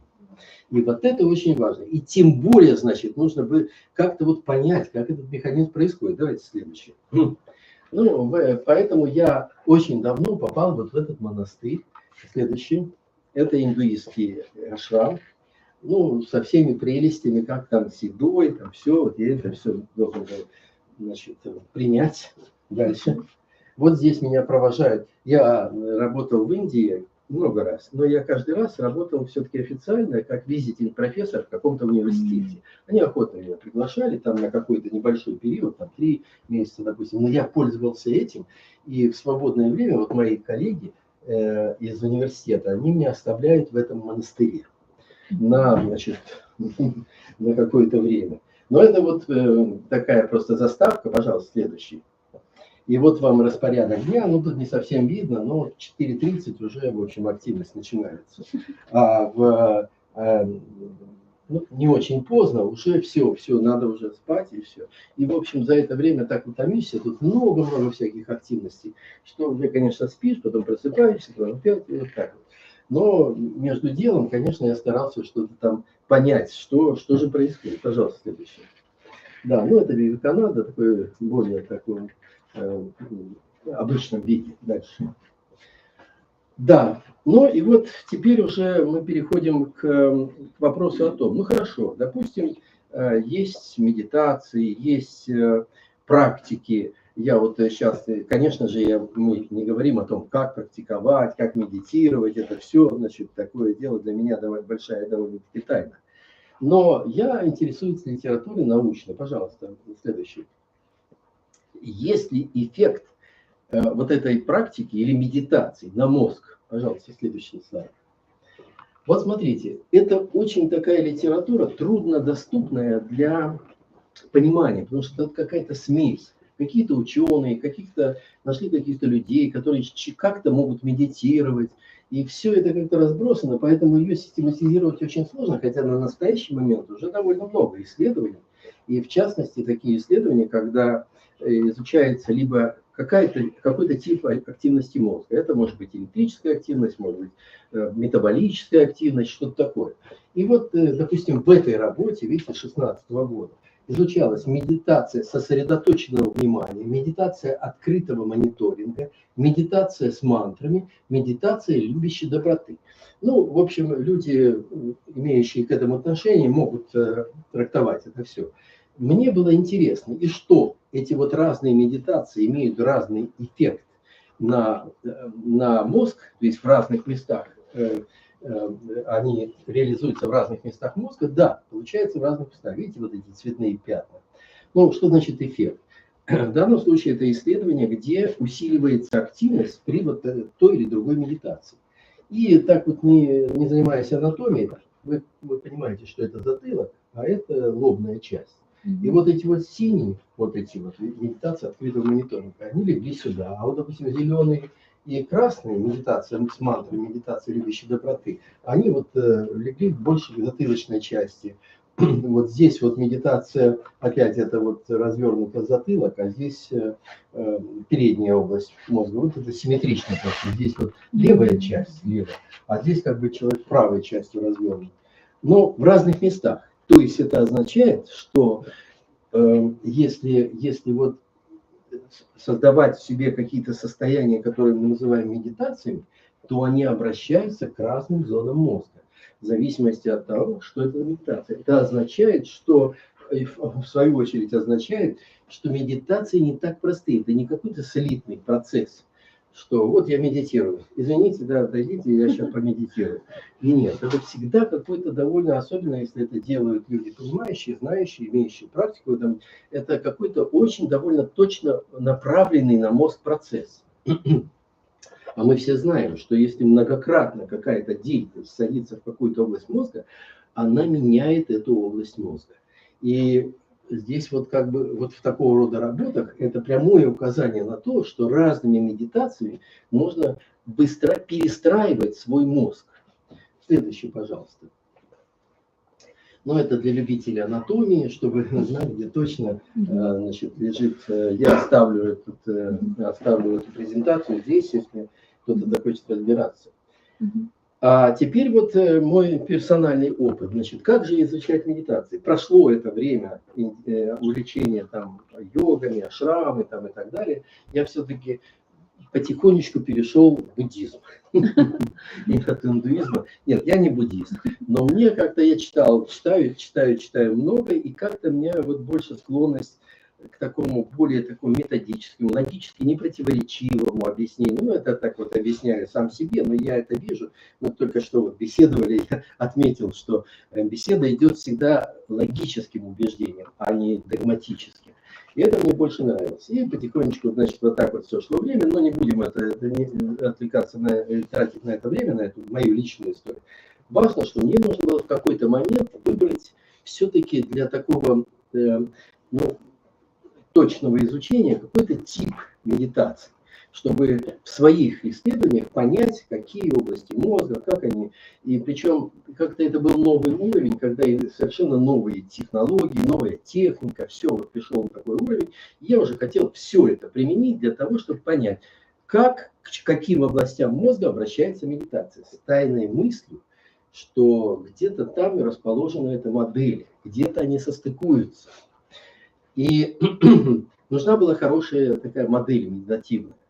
То есть, вот как я уже говорил, допустим, медитация сосредоточенности или фокусирование на объекте, или, как это еще называется, single point meditation, еще как называется? Направленное сосредоточение. Направленное сосредоточение. Вот, допустим, вот это такая распространенная вещь и полезная для всех, там, монахи или это обычные люди, и всем полезно, но ее трудно трудно как бы изучать, потому что она все время меняется. То есть вот сосредоточение идет, и вдруг какое-то омрачение. Значит, перескочил обратно, туда, сюда. В общем, тут нет какой-то последовательности, которую можно уловить. А я же не могу видеть, как это происходит в голове. То есть не могу поставить метки, что здесь было сосредоточение, а сейчас вот он отвлекся, а здесь опять сосредоточение. И вот это вот такая трудная модель для изучения. И то же самое... А? На личной практике. Вот, личная практика, но это отдельное дело. Я просто не хочу сейчас тратить ваше время, но это так, да. Но я все-таки сориентировался на то, чтобы испытуемый был человеком, который хорошо владеет этой практикой. И такое племя есть одно на земле. Я шучу немножко. Это все-таки буддийские, тибетские монахи. Много лет занимаются, и причем в монастырях, это с маленького возраста, очень многие приходят туда с маленького возраста, и это всерьез, это их работа, их интерес, их мотивация там, и так далее. Поэтому лучше всего. Но даже в среде, скажем, тибетских, буддийских монахов, все-таки мне нужна была какая-то такая медитация, которая имеет регламент хороший. И такая медитация вот попалась. Это тантрические медитации, такое общее название. Дальше, пожалуйста. Дальше что там? Это самореклама. Да. Дело в том, что, конечно, нужно было спросить, это вот мы с Юлей, часть вот моих таких вот посещений Далай-ламы происходила с Юлей. И все-таки такой вопрос был, а какие медитации все-таки изучать? Причем речь шла о глубинных такой медитации, которая подводит человека к такому, очень такому наиболее таинственному состоянию, которое называется ясный свет. Я вот сейчас вступаю на тропу такой, где я могу где-то соскользнуть в ту или другую сторону, но меня вот Юля поправит, если что. И коллеги, уважаемые монахи, тоже поправят. Вот, который называется, допустим, ясный свет. Немножко вот сейчас не будем погружаться в смысл этого всего, но во всяком случае вот какая-то медитация, которая ведет вот по направлению. Для меня это и есть таматей, тот персональный опыт, который вот драгоценен для нас и который мы не имеем доступа вот в реальной жизни. Для обычного человека нет туда доступа. И от Далай-ламы вот были получены тоже такие советы, какую конкретную медитацию можно было бы изучать. Следующий, пожалуйста. И в частности, вот медитация Гухья Самаджи, тантрические медитации Гухья Самаджи. Есть такая книжка, много книжек, конечно, но вот у меня есть такая книжка настольная, она на тибетском языке, я ничего не понимаю в тибетском языке, но у меня там много закладок, потому что я знаю уже в беседах с теми, кто знает язык, я знаю, вот здесь написано это, и иногда я просто, чтобы не брать какой-то перевод, я беру эту книжку и вот говорю, вот здесь вот мне еще раз объясните. Следующий, пожалуйста. Здесь уже вот элементы того, что мы делаем. Вот плохо видно, но сейчас будет получше. Одеваем вот шапочку с сенсорами, которые чувствуют электрическую активность. Человек находится в природной среде, поэтому мы делаем экспедиции прямо в монастырь. Это редчайшие случаи, когда монахи приезжают к нам, просто это когда невозможно привезти туда приборы. А так вообще-то это все делается в монастыре, именно в том месте, где монаху привычно, где ему все это, он может реализовать себя наиболее полноценно. Следующее. Это просто для незнающих. Я тут вот привел, здесь все знающие, такую графику Гухья Самаджи. Видите, там 3 лица, здесь это не видно, красное, синее, красное и белое. 6 рук, там, в общем, такое серьезное существо. Это божество, тибетское божество. И дальше.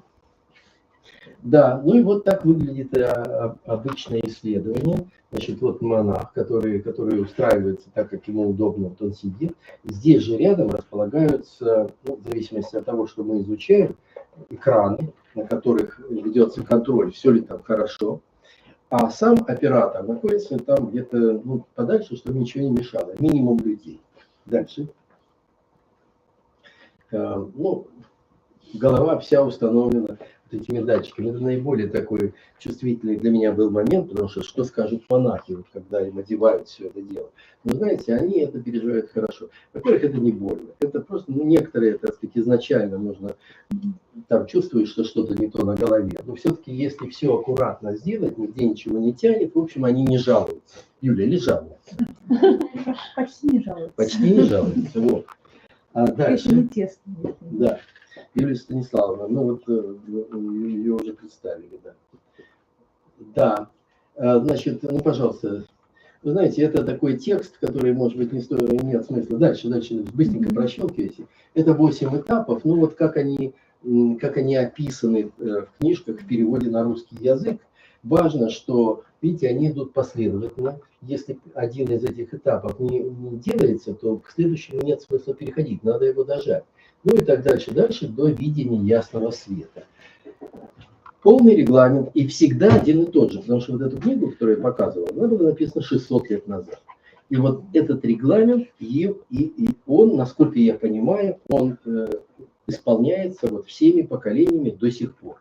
Поэтому это просто очень хорошая такая модель для психофизиологического исследования. Дальше. Ну, это просто вот уже для того, чтобы найти этих монахов, это все-таки обычно это тантрические монастыри, и вот тут вот ориентированные Дели, здесь вот уже Гималаи начинаются. Делайте несколько таких. В общем, уже много разных монастырей, а это, нормально. А это вот уже мы добрались в прошлом году, вот с Юлией Станиславовной, добрались до такой местности, которая называется Ладак. Видите, лунный такой ландшафт, для отличения вот редкой растительностью. И так. Плохо видно. Где-то там вот. Где-то там на самом верху. Да. Нет, вот, видите? Вот. Здесь такое птичье гнездо, ну типа как вот веранда на даче, но на самом деле это здесь вот надо 80 метров вверх, довольно-таки ответственно. А мы стоим уже на высоте 400. Это такая высокогорная. Мы туда забрались, я потом объясню, почему я говорю. Потому что там уже живут отшельники, то есть те, которые в монастыре уже не имеют каких-то обязанностей, наоборот, монастыри стараются им помочь, там как-то помогают, приносят еду и так далее, и так далее. Вот видите, вот здесь вот плохо видно, но вот здесь. И вот эти 80 метров я лично не преодолел. То есть я подумал, что нет, я не заберусь вот почти вертикально. А Юля проявила отважные свойства и все-таки поднималась вместе с моими двумя помощниками, это мои бывшие аспиранты, они несли оборудование, добрались вот сюда к этому отшельнику, сделали регистрацию, но это вот реальность такова. Вот, а я сидел здесь вот у какого-то кустика и отдышался пока, но уже потом время пришло, смотрю, они уже потихонечку спускаются здесь, сюда. Так что вот такие наши реалии. Дальше что? Да, ну вот это вот как раз с одним из отшельников в его келье, куда я добрался, где я добрался. Ну, вот видите, значит, такой дружественный контакт, несмотря на то, что отшельники вообще-то говорят, ну, как отшельники, наверное, это как-то по-другому надо называть. Ну, мы как-то на своем языке называем отшельники. Ну, это человек-отшельник. Отшельник, да? Может быть, есть какое-то название монашеское. Но важно что, конечно, они не будут принимать, вот какие-то исследователи пришли на голову чего-то там одевать им нам. Это всегда по какой-то рекомендации. Конечно, сначала это была рекомендация его святейшества, потом настоятели, потом учителя. В общем, это сложная цепочка, которая вот как раз в этом помогает и организует Юлия Станиславовна. Иначе бы это было все невозможно. И вообще я могу сказать, что вот с этой тантрической медитацией это все впервые в мире. Никто не допущен был никогда, никакие исследователи не были допущены. Это вот именно рекомендации Далай-ламы, это умение дружить много десятилетий Юлии Станиславовны. И в результате вот мы были допущены вот сейчас это делать. Ну дальше, пожалуйста. Несколько таких вот антуражей. Это вот Гюдмет. Монастырь, ну вот наша группа, смотрите, как мы работаем. Значит, вот Юлия Станиславовна здесь, потому что нужен какой-то вот такой взгляд опытного в буддизме человека. потому что с монахом нужно все-таки побеседовать, что он будет, какую практику, какие нюансы там есть. После того, как мы зарегистрировали все, ну, насколько это возможно, спросить, что у него получилось, какие. Это все протокол, мы же делаем настоящую науку. Здесь обязательно есть переводчик с тибетского языка, потому что, как правило, все-таки вот монахи, они не могут объясняться по-английски, допустим, или по-русски. И вот тут вот один из таких... А у нас Здесь его все знают. А, Здесь его все знают. видите? Да, ну вот видите, мне не нужно представлять. Он Да. помогал. И очень хороший, да, очень хороший, и так сказать, ну, и в общении, потому что когда мы вместе, допустим, я не упускаю возможности что-то его спросить, а он же прошел полный курс в монастырях, все знает. Вот такой группой переводчик, конечно, меняется иногда, потому что у всех свои дела, но их очень мало, это очень большая такая ценность. Да, ну и вот сам испытуемый, опутанный вот этими проводами. Дальше следующий. А можно сейчас? Ну, просто все знают, но для меня это вот сейчас. Нет. Нет, ничего не получается. Я думал, здесь будет Это видео, да? видео, да. Почему-то оно не включается. Ну, не важно, не важно. Да. Дальше. Прощелкаем. Да. Ну, это, значит, не для вашей аудитории, это, значит, для людей, которые в это не знают эти изображения, ничего. Дальше. Да. И вот теперь, значит, собственно, научный метод. Вот один из методов, который мы используем, это метод электроэнцефалографии, хорошо известный в поликлиниках. То есть датчики одеваются на голову, такая сеточка, и регистрируется электрическая активность. Что значит электрическая активность? Мозг, в принципе, нервные клетки посылают друг другу электрические импульсы. И поэтому вот эта вот электрическая активность, она пробивается через кожу, через кости, пробивается вот на поверхность, на кожную поверхность, и ее можно поймать. Она очень маленькая, слабая, но современные приборы, уже дальше, пожалуйста, уже это все можно сделать. И вот такие шапки, те или другие. Дальше. Да, вот здесь что тоже у нас не запустится. Видео, да? Нету. Почему-то, да. Ну да, это связано с тем, что вы транслируете. Ну, неважно. Вот эти вот кривые, допустим, здесь, видите, 40 или 45 таких кривых. Каждая кривая – это как живет мозг во времени в конкретной какой-то точке. Мы ставим там примерно 40 таких сенсоров. И вот в разных точках мозга в течение медитации непрерывно все регистрируем. Всякие тут разные происходят явления. Дальше. Дальше. Угу. Еще. Ну, несколько слов о том, что же мы там ищем. Ну вот смотрите, получается там 8 стадий. Значит, мы уверены, что человеки, вот Юлия Станиславовна после каждой такой медитации, она расспрашивает человека, мы видим, насколько, а это все вообще-то опытные. Как правило, они проходят все ступени и расспрашиваются некоторые особенности. Но мы никогда не знаем, когда одна стадия переходит в другую из этих 8. Потому что человек находится все-таки в своем состоянии, он не может там докладывать. Первая стадия пройдена, вторая стадия пройдена. Такого не может быть. Поэтому, значит, вот мы находимся в ситуации очень трудной.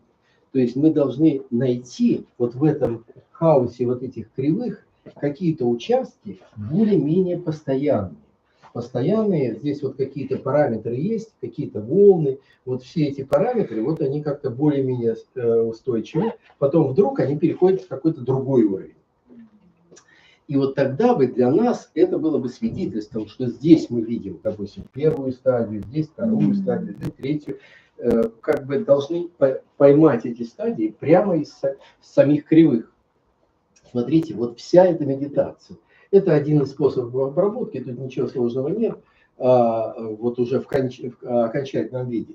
Вот здесь по вертикали показано частоты волн, 10 колебаний в секунду, 20, 30, ну то, что там инженеры говорят, 10 Гц.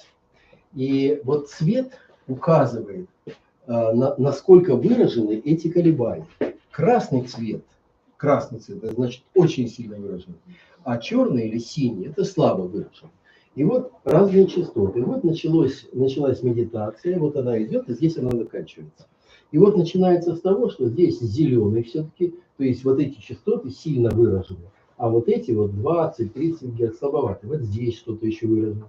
Вот так идет, и вдруг вот в этом месте начинается усиление. Вот это целый такой кусок, может быть здесь 8-9 минут, уже как-то устойчиво держится повышение вот именно этой активности. И это уже вплоть до красного. Вот видите, здесь красный уже появляется. Вот один такой островок, вот еще какой-то островок такой стабильности. Но это только вот в этой полосе. Здесь вот эти вот облака тоже светлеют. Это вот уже там 30 Гц. Вот целый кусок. И это значит повышенные, увеличенные частоты вот в этой области. 30 Гц вот здесь. Ну, это так вот визуально я вам показываю. Конечно, никто не будет там в научном описании так вот показывать. Вы здесь видите, что побольше. Все это, конечно, нужно показывать в цифрах и в статистической значимости и так далее. Но я показываю просто принцип. И действительно, вот здесь вот провал, допустим, черное стало. Но не обязательно усиливаться. В данном случае резко упали вот эти частоты. 18 Гц. Тоже довольно стабильный кусочек. И это как раз кусочек к концу медитации, там, где вот уже должен быть этот ясный свет. Вот этот кусочек где-то здесь, но мы не знаем, где он начинается. Но мы видим, что здесь вот провал вот этих 18, там, 17 Гц и усиление в самом конце, усиление опять вот 10 Гц. Мы не знаем. Вот сейчас идет обработка. Дальше, пожалуйста. Это ведь был конкретный монах, я смотрел на нем. Дальше, пожалуйста. Важно, что каждый вот такой кусочек, если он появляется, все, я думаю, что так. Это вот какая-то стадия. Может быть, вот это первое. А? В последнее время мы начали ставить эти датчики. Потому что там на этих стадиях есть поглощение элементов. Да? Вот, а куда надо ставить такой датчик? Наверное, на тему. Вот позиции сможете указать, куда? Они не знают. А? Потому что, ну, конечно, видите, может быть, в область чакр, там, или, может быть, сердечные, или, может быть, печени, там, где-то еще. Но вот у нас 6 датчиков есть, но это надо, вот это новое дело для нас, это нужно советоваться, куда их поставить.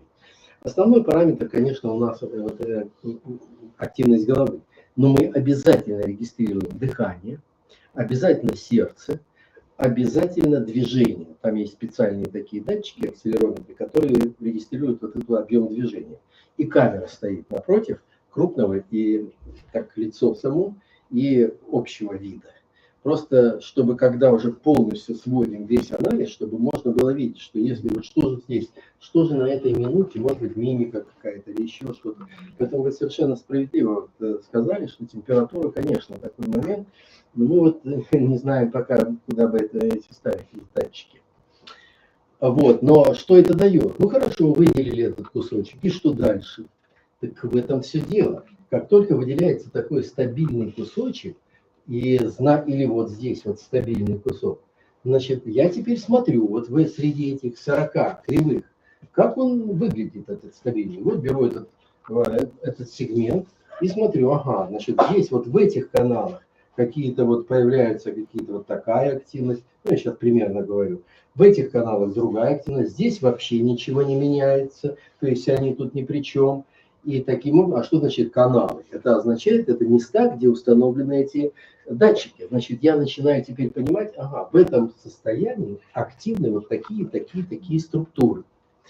И теперь я вхожу уже в сам мозг. Почему? То, что я, собственно, исходно хотел искать. Что за структуры отвечают за вот этот стабильный период? За этот. И надо вот разобраться во всей этой механике. А без испытуемого я ничего не могу разобраться в механике мозга. Если я хочу подсмотреть вот это таинство, ну, допустим, с этой моделью, то только вот с монахами испытуемым можно это сделать. Ну и дальше, когда я определяю, что вот, допустим, вот эта пачка вот этих вот каналов, то есть где-то здесь, вот в данном случае, это вот височные области, а теперь я еще смотрю, а что именно в них меняется. какие частоты меняются. Это меня наводит на мысль, что там с режимами деятельности мозга происходит. И дальше я еще могу смотреть, насколько связаны вот эти каналы между собой, то есть как взаимодействуют эти структуры. У нас там большой инструментарий, как это разобрать мозг на куски. Но нам нужны вот эти моменты, которые мы знаем, что вот человек находится в определенном состоянии. Дальше, пожалуйста. Для этого сделали очень сложный такой математический анализ, который рассматривать здесь, конечно, не нужно. А дальше? Дальше. И привлечены к работе были математики, серьезные математики, потому что очень сложная задача. Ищи, где эти не знаешь что. Потому что вот вам вся медитация, ищите, где там эти стадии, где там что. Еще не факт, что вот такие глубинные состояния отражаются в этих физических явлениях. Потому что нам буддийское учение говорит, что там вот когда растворение уже переходит в 5-ю, 6-ю, 7-ю, 8-ю стадию, это тонкое сознание, оно в принципе вообще-то не должно отражаться в наших приборах. А мы вот настырно, значит, все-таки вот делаем это. Ну, не отражается, так не отражается, так и покажем, не отражается, допустим. Или, значит, все-таки что-то найдем. И вот, допустим, вот здесь 1, 2, 3, 4, 5. 5 монахов. И вот это результат того, и 8 стадий. 1, 2, 3, 4, 5, 6, 7, 8. И вот мы смотрим, какие, не будем сейчас вдаваться в подробности, видно, что вот, например, у всех монахов вот в эту стадию как-то однообразно что-то происходит в голове, похоже. А вот в эту стадию как-то по-разному у всех. Ну, в общем, здесь вот надо наводить статистику. Мы сейчас имеем в нашем багаже, вот вместе с Юлией, 45 монахов, которые хорошо зарегистрированы в традиции вот Гухья Самаджи, тантрическая организация Гухья Самаджи. Ну и делаем сейчас этот анализ. Следующий. Я уже завершаю, извините. Следующий. Мы в последнее время, в последние, наверное, 3-4 экспедиции мы присоединили еще один метод. Дело в том, что, ну хорошо, электрическая активность это само собой, но энергетика, как правило, если ее переводить в такой научный язык, это означает кровь, кислород, вот эти вот все дела. И вот нужен метод, который показывает, насколько много кислорода в каждой конкретной точке головы. То есть, что значит много? Если там повышается уровень кислорода, то есть кровь притекает активнее, приносит больше кислорода, значит там есть активация. В этом месте. Зачем иначе в эту область нужно так много кислорода? То есть там энергетика повышается. И вот удалось получить с помощью наших коллег, которые заинтересованы в исследовании, с помощью их финансовой помощи, удалось получить такой суперсовременный прибор. Пожалуйста, следующий.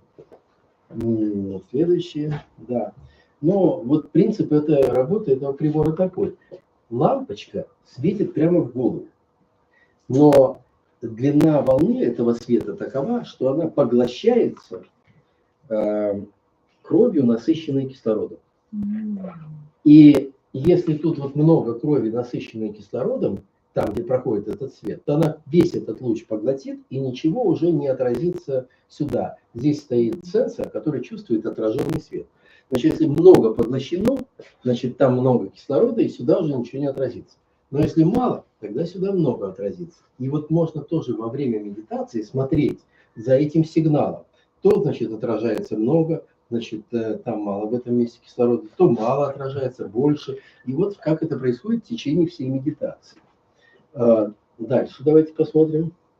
Ну вот эти сенсоры и датчики, они располагаются среди тех датчиков, которые чувствуют электричество. Поэтому мы электрическую компоненту ловим, и вот метаболическую компоненту. Пожалуйста, следующий.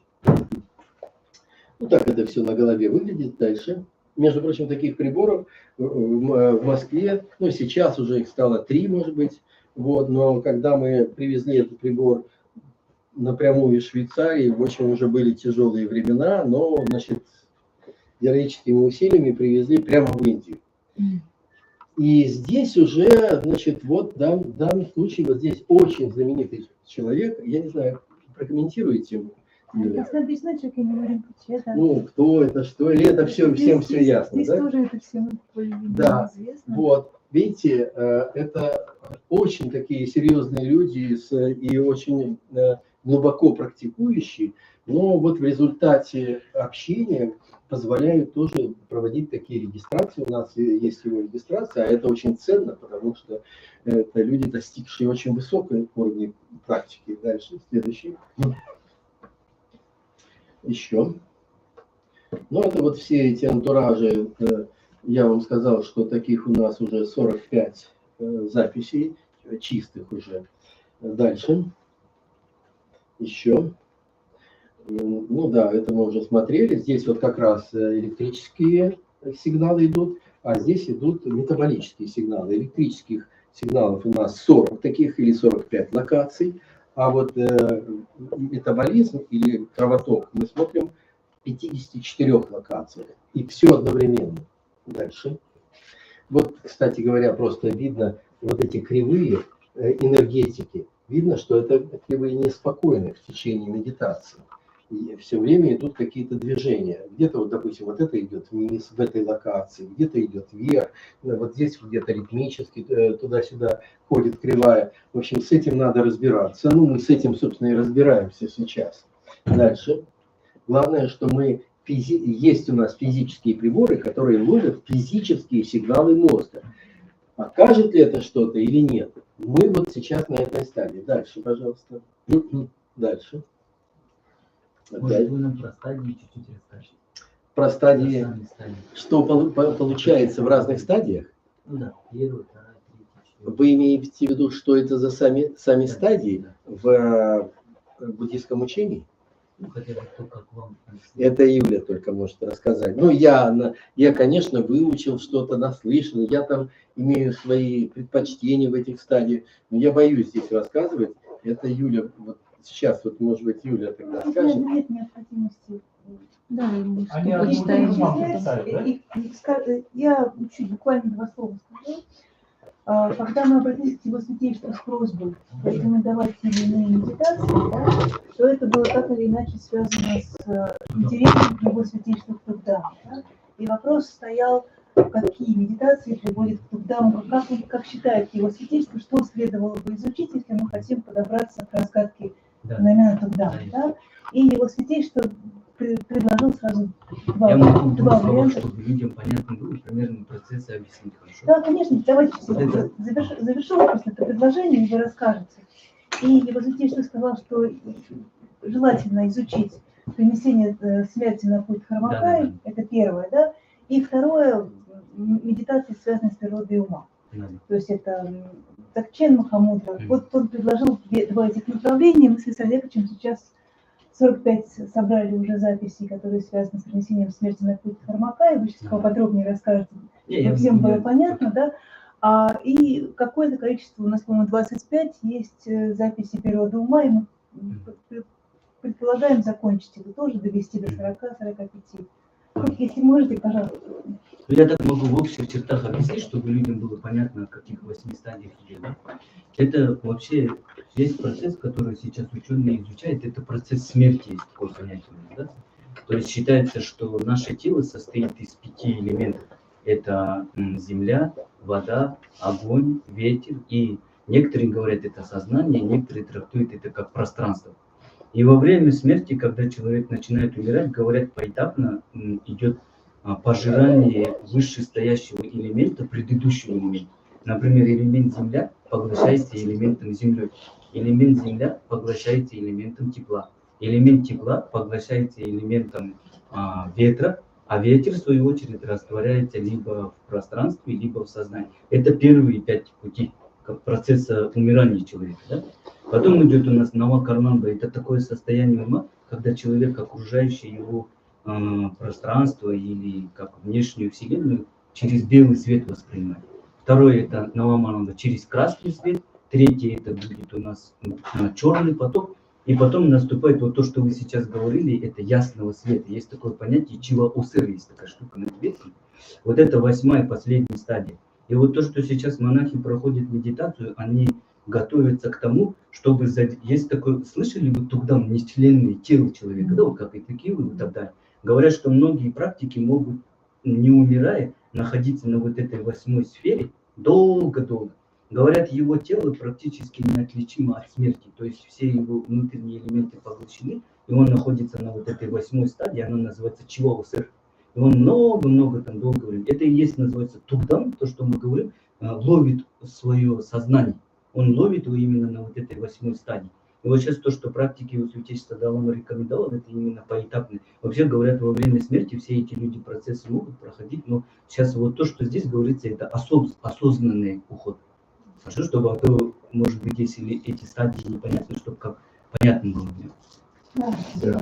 Да, спасибо большое. Да. Но это вот те знания, которые, ну, каждый раз я интересуюсь, но я стесняюсь говорить свое понимание. Но у вас было на схеме написано. Да, вы всё Ну, подготовили. схему я подготовил, да, но все-таки, да. И вот здесь просто мы не можем этот мультфильм показать, фильм реальный, где вот эта энергетика мозга, я уже говорил, что эта энергетика, она физически, это сколько кислорода фокусируется, концентрируется в том или ином месте, а это же все кровоток, подвижно, оно может быть сейчас так, если бы был фильм, то вся эта медитация вот здесь раскручивается. Но 4 таких этапа я нарисовал, пожалуйста, да, я выхватил из этого фильма, и вот они, вот вначале, например, так, зеленое, вернее так, да, зеленое это меньше всего там кислорода, энергии меньше всего, желтое побольше, красное больше всего. И вот такая шкала, видите, вся голова тут почти зеленая, в каких-то местах красное есть. Потом вот в другой какой-то стадии, мы сейчас не знаем, какая это стадия, просто вот я вижу, что происходит, а потом надо будет уже сопоставлять, в том числе и с электрическим сигналом, они совпадают в этих стадиях или нет. Вот какая-то другая конфигурация, почему-то виски, все это краснеет потихонечку. Дальше вот такая бывает ситуация, и бывает вот такая, когда вся голова красная. То есть кругом сильная энергетика получается. Энергетика, видите, не в мистическом смысле, а именно просто больше кислорода. Почему-то притекло больше кислорода. И это все разные стадии вот этой медитации. Сейчас вот я не могу какую-то дать систему, потому что вот нужно сейчас, вот мы как раз на стадии вот объединения всех результатов для 45 человек. Дальше, пожалуйста. Ну и, наконец, вот самые последние, буквально мы привезли недавно с Юлей, ездили в Новосибирский академгородок. Там такая удачная получилась конфигурация, что монахи из Кызыла, они согласились проехать через Новосибирск, возвращаясь домой, там дальше в Москву. Почему Новосибирск? Потому что это самое близкое место, где можно было использовать вот этот метод магнитно-резонансный томограф. Ну, МРТ, то, что называется МРТ в наших поликлиниках. Но это высокого разрешения, и здесь можно получить вот то, о чем я говорил, энергетику мозга, но не только на поверхности, а во всей глубине. Магнитно-резонансный томограф дает как раз вот энергетику с разрешением 3 кубических миллиметра. То есть вот весь мозг на эти кубические миллиметры разделенный, в каждом из них можно видеть вот эту энергетику. Но мы только что вот это сняли. Там было 3 сеанса. Первый сеанс это в такой трубе, но не настоящий, просто чтобы человек привык к лежачему положению, к звукам, которые там неприятные, ну просто щелчки. А 2 других сеанса уже в реальной вот этой трубе. 3 Тесла это мощный очень томограф. Сколько времени? Вот мы, ну там видите, это же все-таки структура, где все регламентировано. Вот мы должны выбрать время какое-то, потом придут пациенты, это не простаивает. Это все очень трудно было договориться, но тем не менее сделать. Поэтому нам выделяется час. И вот час человек может там находиться. Но это зависит от того, когда закончится его медитация. То есть вот он туда укладывается, давит на такую специальную грушу, это означает, что он готов и начинает сейчас медитировать. И через какое-то время опять давит на эту грушу несколько раз, это означает, что он закончил. Поэтому здесь вот так. Но дело в том, что это вот медитация, этот кровоток. А поскольку оставалось время, мы еще посмотрели чисто анатомию мозга. В таком большом разрешении каждую структуру можно измерить. как, допустим, гиппокамп, насколько он там, какие размеры гиппокампа справа, слева и у конкретного этого человека. И вот это анатомическое исследование, вот здесь вот эта девушка, она аспирантка, она как раз занималась вот здесь вот анатомией мозга. Ну и вот два, собственно, исследования. Одно такое бутафорское, просто нужно было в этой камере полежать. И на самом деле вообще-то трудности, конечно, потому что монахи нам объясняли. А как же щелчки? Не являются ли они больными? Ну вот видите, вот... Ну это вредно же для организма. Нет, вреда там никакого нет, потому что это же для пациентов, люди проходят по много раз это Ну, исследование. это на короткое время, а вы говорите, в течение часа. Нет, это не на короткое, это вот как раз когда идет исследование, там это около часа как раз оно может идти. Это если анатомический снимок, и то там нужно 15 минут. Это не рентген. Да, это не рентген, совершенно верно. Нет, это не рентген, конечно, да. Обучение идет высочайшее. Ну, вот вы, значит, вы правы в том смысле, что физически вы правы. Действительно, там есть магнитное поле, это все есть. Но дело в том, дело в том, что во всем мире это признано медицински безвредным. Поэтому, и это очень мощный диагностический инструмент. Мощнее нет. Поэтому для здоровья это только польза. И все там эти нормы сделаны. Ну, по крайней мере, никто медицине не предъявляет претензий, что там вредно. Вот. Но здесь, значит, получается так, что у нас было 3 человека, и вы совершенно правы, потому что там так устроен весь этот метод, что непрерывно идут щелчки, причем громкие такие. И вот эти шумы, это первое. Второе, человек должен лежать, не сидеть в позе лотоса, а лежать. И нам монахи объясняли все эти трудности. Говорили, ну как же мы будем медитировать? Это же все... был вот этот разговор после первого их посещения вот этого бутафорского аппарата. Вот они просто были в растерянности. Они говорили, что тут как-то вообще ничего не намедитируешь. Но после второго сеанса они уже немножко успокоились. В 3-м сеансе один монах сказал, что у него полностью все получилось. Хотя он был скептически настроен. Хотя исходно он настроенный. и объяснял, что это вы посмотрите, логически ничего не будет получаться. Александр Яковлевич, можно я это? Да. Это интересно для этой аудитории. После первого бутафорского исследования они действительно были очень взволнованы. Они говорили о том, что поза не такая, как описано в тексте. В текстах четко написано, какая должна быть поза при медитации. Эти звуки они отвлекают. Но через какое-то время, видимо, они обдумали то, что с ними происходило. И один из них сказал: вы знаете, я вспоминаю учение его святейшества Далай-ламы, который говорил: когда вы будете умирать, вы что думаете, вам будет тихо, спокойно? Может быть, вокруг вас будут люди, которые рыдают. У вас у самих будут невероятные боли. Смерть – это совсем некомфортное состояние, поэтому вы должны уметь медитировать, особенно на эти стадии растворения, в любых ситуациях. И вот эта мысль, эта апелляция к его святейшеству их успокоила, и дальше уже они принимали участие в исследованиях с более спокойным умом.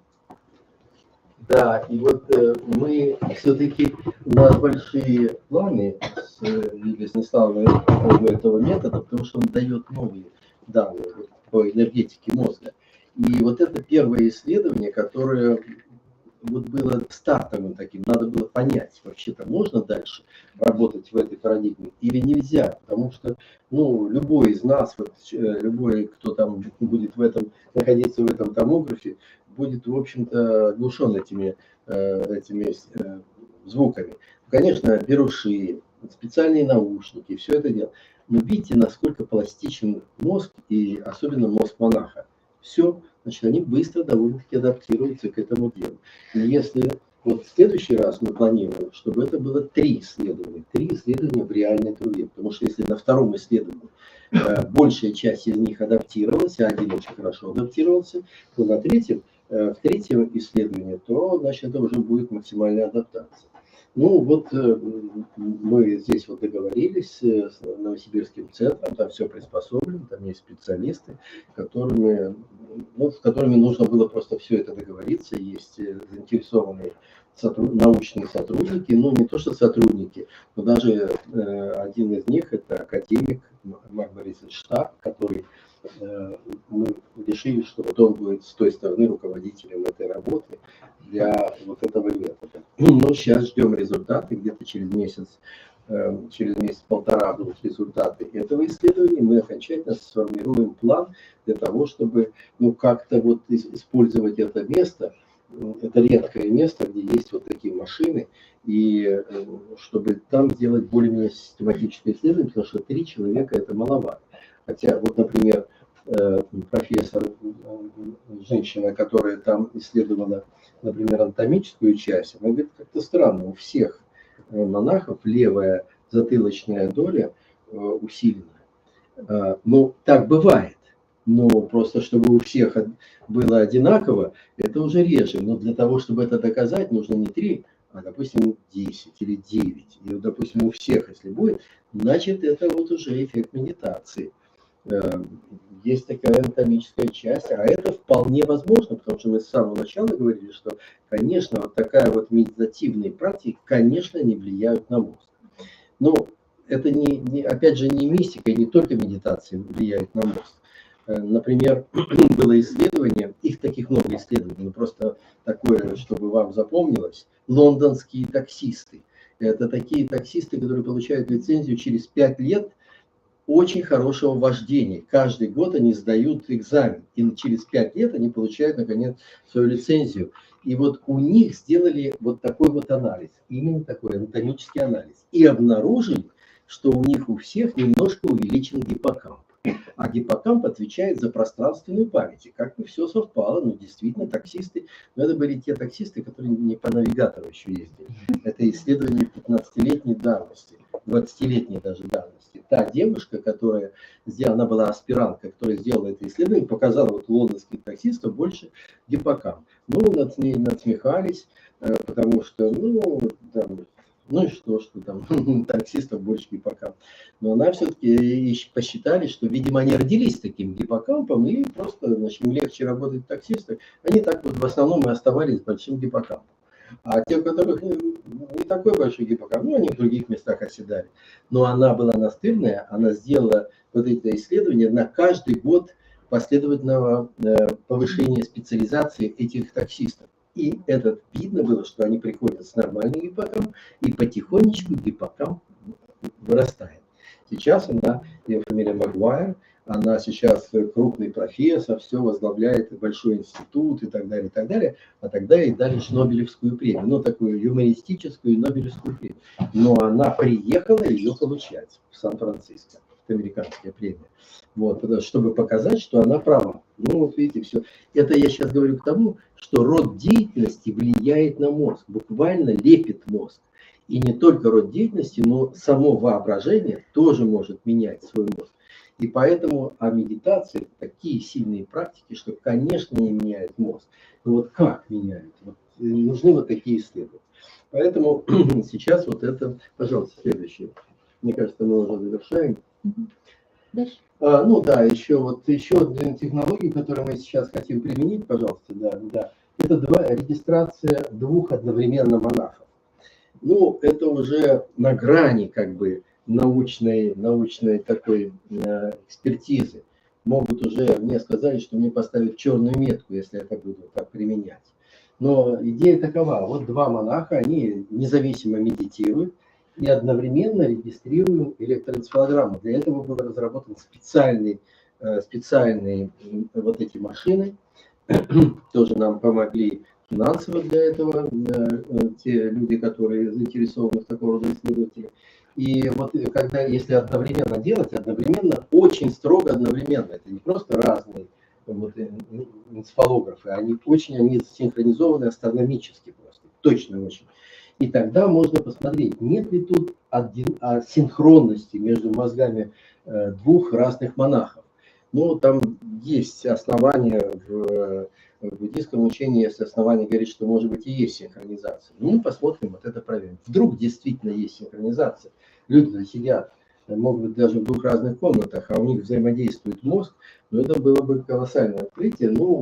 Мало ли, во всяком случае мы решили это тоже проверить. Пожалуйста, да. Мне кажется, уже мы завершаем все это дело. Дальше. Да, вот видите, собачка кланяется. Да-да-да. Вот он проезжает на этом отеле. Большое спасибо за внимание. Извините, что я значит, превысил все лимиты свои. Наоборот, мы хотели вас поблагодарить, сказать, что спасибо. И, в принципе, я думаю, что всем было очень интересно. Сейчас вот по формату, давайте поаплодируем. Спасибо вам. По формату нашей встречи я вот предлагаю перейти к вопросам и ответам. Первые вопросы предлагаю, чтобы наши монахи задали, если они есть. Уважаемый Гишен Тен, уважаемый Кен Санан, давайте передадим слово нашим монахам. И я думаю, что оставим, наверное, сейчас 9-10, может быть, еще 20 минут на эту часть. Ну, Спасибо. да, это как вам удобно, да. Я думаю, мы с Юлей будем. Да, с Юлей здесь будем. Может быть, какой-то комментарий общий или... Один вопрос. А что отличает который увеличил у монахов? Вы знаете, во-первых, сейчас это нельзя принимать на веру, хотя, вот видите, такой факт, да, но левое полушарие все-таки вот считается, что оно вербально-логическое в основном, а правое пространственно-образное. Это не надо понимать так, что вот левое только этим занято, а правое преимущество есть у левого полушария по простой причине, потому что речевой центр находится слева. Вот так получилось, что речевой центр, много центров, они симметричны, а вот речевой центр только с одной стороны. И это накладывает определенный отпечаток на деятельность этого. Я уверен, что большинство монахов Трипунга-Манга левозвучно лицевечено, потому что там дебаты идут. Да, я вижу эти дебаты, да, я удивляюсь, почему у нас не вводят хотя бы там студентов, я уже не говорю, там маленькие монахи участвуют в этих дебатах. Вот, каждый день действительно это очень такая процедура, которая делает мышление строгим. Да, так что вот пока мы, так сказать, будем осторожно относиться к этим данным, но разница между полушариями есть, конечно. Я в первую очередь хотел поблагодарить вас за замечательный лекцию. Спасибо вам, да. Спасибо вам, что вы принимаете сюда. Такие большие ученые, как вы, проявляете интерес к буддизму. Это нам очень приятно. Его святейшество Далан всегда говорит, что буддизм открыт для ученых. Пожалуйста, изучайте, анализируйте, делайте выводы определенные. Но я бы хотел задать немножко, как бы сказать, такой меня интересующий личный вопрос, именно как духовная жизнь соприкасается с наукой. Я более того уверен, что люди, которые занимаются медитацией, помимо, скажем, вот этой практики Тугдам 8-этапной, есть много очень практик медитативных, которые могут человека настраивать на радостное состояние, которое будет весьма положительно влиять на мозг. Это для меня как бы понятно, я думаю, даже без исследований, мне кажется, что человек, который постоянно настраивает себя на позитивный лад путем медитации, именно практической пользы такой, да, то у него будут изменения положительные, я думаю, что это понятно для всех. Меня интересует вопрос такой, да, вот мы в буддизме рассматриваем медитацию именно как способ очищения нашего сознания от омрачений. То есть медитация сама, она нужна нам как способ очищения нашего сознания от омрачающих факторов нашего сознания. Как смотрит наука на это? Теоретически согласна ли наука с тем, что человек может освободить свое сознание от омрачений и в конечном счете достичь состояния Будды? Как смотрит на это наука? Вот в науке, конечно, трудно трактовать сознание Будды, но то, что человек может отстраиваться от омрачающих мыслей, конечно, может, только нужна технология, как это делать. Обычный человек, который из нашей современной цивилизации, он уже, может быть, потерял все эти умения, которые когда-то и были. Но сейчас уже это все потеряно, надо заново это все осваивать. И еще раз, действительно, человек сам себя создает. У него полно таких инструментов, которые природа ему дала, но он потерял их, либо перестал пользоваться, либо потерял навыки использования. Мое мнение, вот как исследователь, это вот согласуется за всей этой нашей наукой. Человек постепенно теряет способность менять себя, делать себя лучше, и делать себя возвышенней, и достигать целей. Потому что если человек хорошо представляет, что он хочет достичь, у него много есть возможностей, не нужно менять материальный мир для этого и какими-то волшебными способами создавать, допустим, вот здесь вот замок возник. Мне это не нужно. Нам же замки нужны не снаружи, а в голове. А это мы можем создавать. Вот. Спасибо, да. Я хотела спросить, всем ли людям надо медитировать? Или над собой какое-то сделать усилие, поработать, потому что войти в состояние медитирования, очищения, человек, наверное, должен поставить цель. Все ли это способны и всем ли это доступно? Знаете, наверное, все-таки нужно вот это ответить монахам или Юлия Станиславовна, как человек и буддист, и давно занимаешься. Да, да, просто я как обыватель, как ученый, как исследователь, да. Я это понимаю, что это нужно. Нужно работать над собой. Но, конечно, мы не можем, не имея никакой практики, никакого навыка, использовать такие техники, медитативные техники, которые могут делать монахи, потому что они этим занимались раньше. Но это не означает, что все для нас все потеряно. У человека есть эта возможность, работать над собой. И это не обязательно должно называться медитацией. И более того, каждый человек лично имеет собственные пружинки, и он знает их, как можно поработать над собой. Надо для начала использовать этот потенциал. Вы же понимаете, то, о чем вы говорили, это довольно сложное явление, сложные вопросы. А всем ли хочется сложное выникать?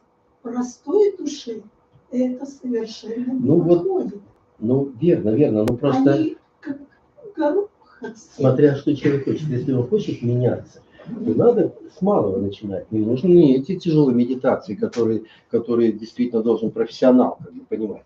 Но человек может начинать с малого. Главное, чтобы у него была мотивация, что он хочет это менять себя к лучшему. Это же вот вы говорили о том, что вот есть способы, где человек может все-таки создать себе, перейти от агрессивного состояния в благожелательное состояние. Вы попробуйте вот сейчас все простую вещь. Если вы растянете рот вот так, даже пальцы в улыбку, вам станет лучше. Понимаете, как сильно влияет на состояние вот такие простые упражнения? А дальше их можно развивать глубже, и вплоть до вот таких медитаций. Но вы знаете, я вот отнял у вас слово, все-таки вам нужно ответить. Я могу просто ответить. Да. У нас люди с таким нашим представлением мира очень странно себя ведут. Миллионы лет в сансаре мучиться, страдать им не страшно, не тяжело. Чуть-чуть практикой заниматься, как тяжело кажется. Поэтому, если в сансаре страдать не хотите, практика обязательно нужна. Хорошо, как можно на своем этапе, в каком сейчас находитесь, стараться развиваться, потихонечку расти, это очень важно. Еще вопрос. Заинтересовались буддизмом. Ваше отношение к вопросу о перерождении души. Давайте с каждого по одному вопросу, то мы так будем до ночи, до 12 сидеть. Я отвечу коротко. Всем интересно. Я отвечу, уважаемый, да. Действительно, вы знаете, я уже для себя, я уже довольно давно, ведь как-то увлекаюсь этим, хотя это не мое основное занятие, потому что оно не поддерживается государственной наукой и так далее. Но для себя я вижу, что практически все аспекты буддийского учения, которые мне доступны для понимания, они согласуются с современной психофизиологической наукой высокого уровня. У меня нет там проблем, перевести с одного языка на другой язык, на научный язык, кроме одного места – реинкарнации или перерождения. Вот здесь, да, здесь Получается, что у нас все, что построила наука до сегодняшнего дня, это все нужно отменять, чтобы признать вот это дело. Поэтому я не знаю, как на самом деле. Здесь, но Мы из-за этого разные. разные как, в каком смысле? Мы из-за перерождения. Ну, Если мне это не ну, видите, доступно, наука объясняет это разными, потому что у нас геном разный, вот и все. Да. Но поэтому здесь легко наука отбивается от всего этого дела. Но представьте себе, просто вот этот момент чувствительный, действительно. Представьте себе, вот я вас спрошу, вечный двигатель возможен или невозможен? А? Возможно, на короткое время. Нет, это не вечный. Пока мы живы. Хитро вы ответили, да. Смотрите, та же самая проблема. Вечный двигатель, конечно, нам бы хотелось, чтобы был какой-нибудь принцип, чтобы вечно чего-то крутилось. Там машина не требовала бензина, и все, вечно будет ездить. Там телефон, вот мне было вечно, чтобы вот телефон вот работал, больше мне ничего не надо, вечно. Вот, потому что все время надо заряжать. Вот, но та физика, которую мы до сих пор разработала, наука, она противоречит гипотезе о том, что существует вечный двигатель.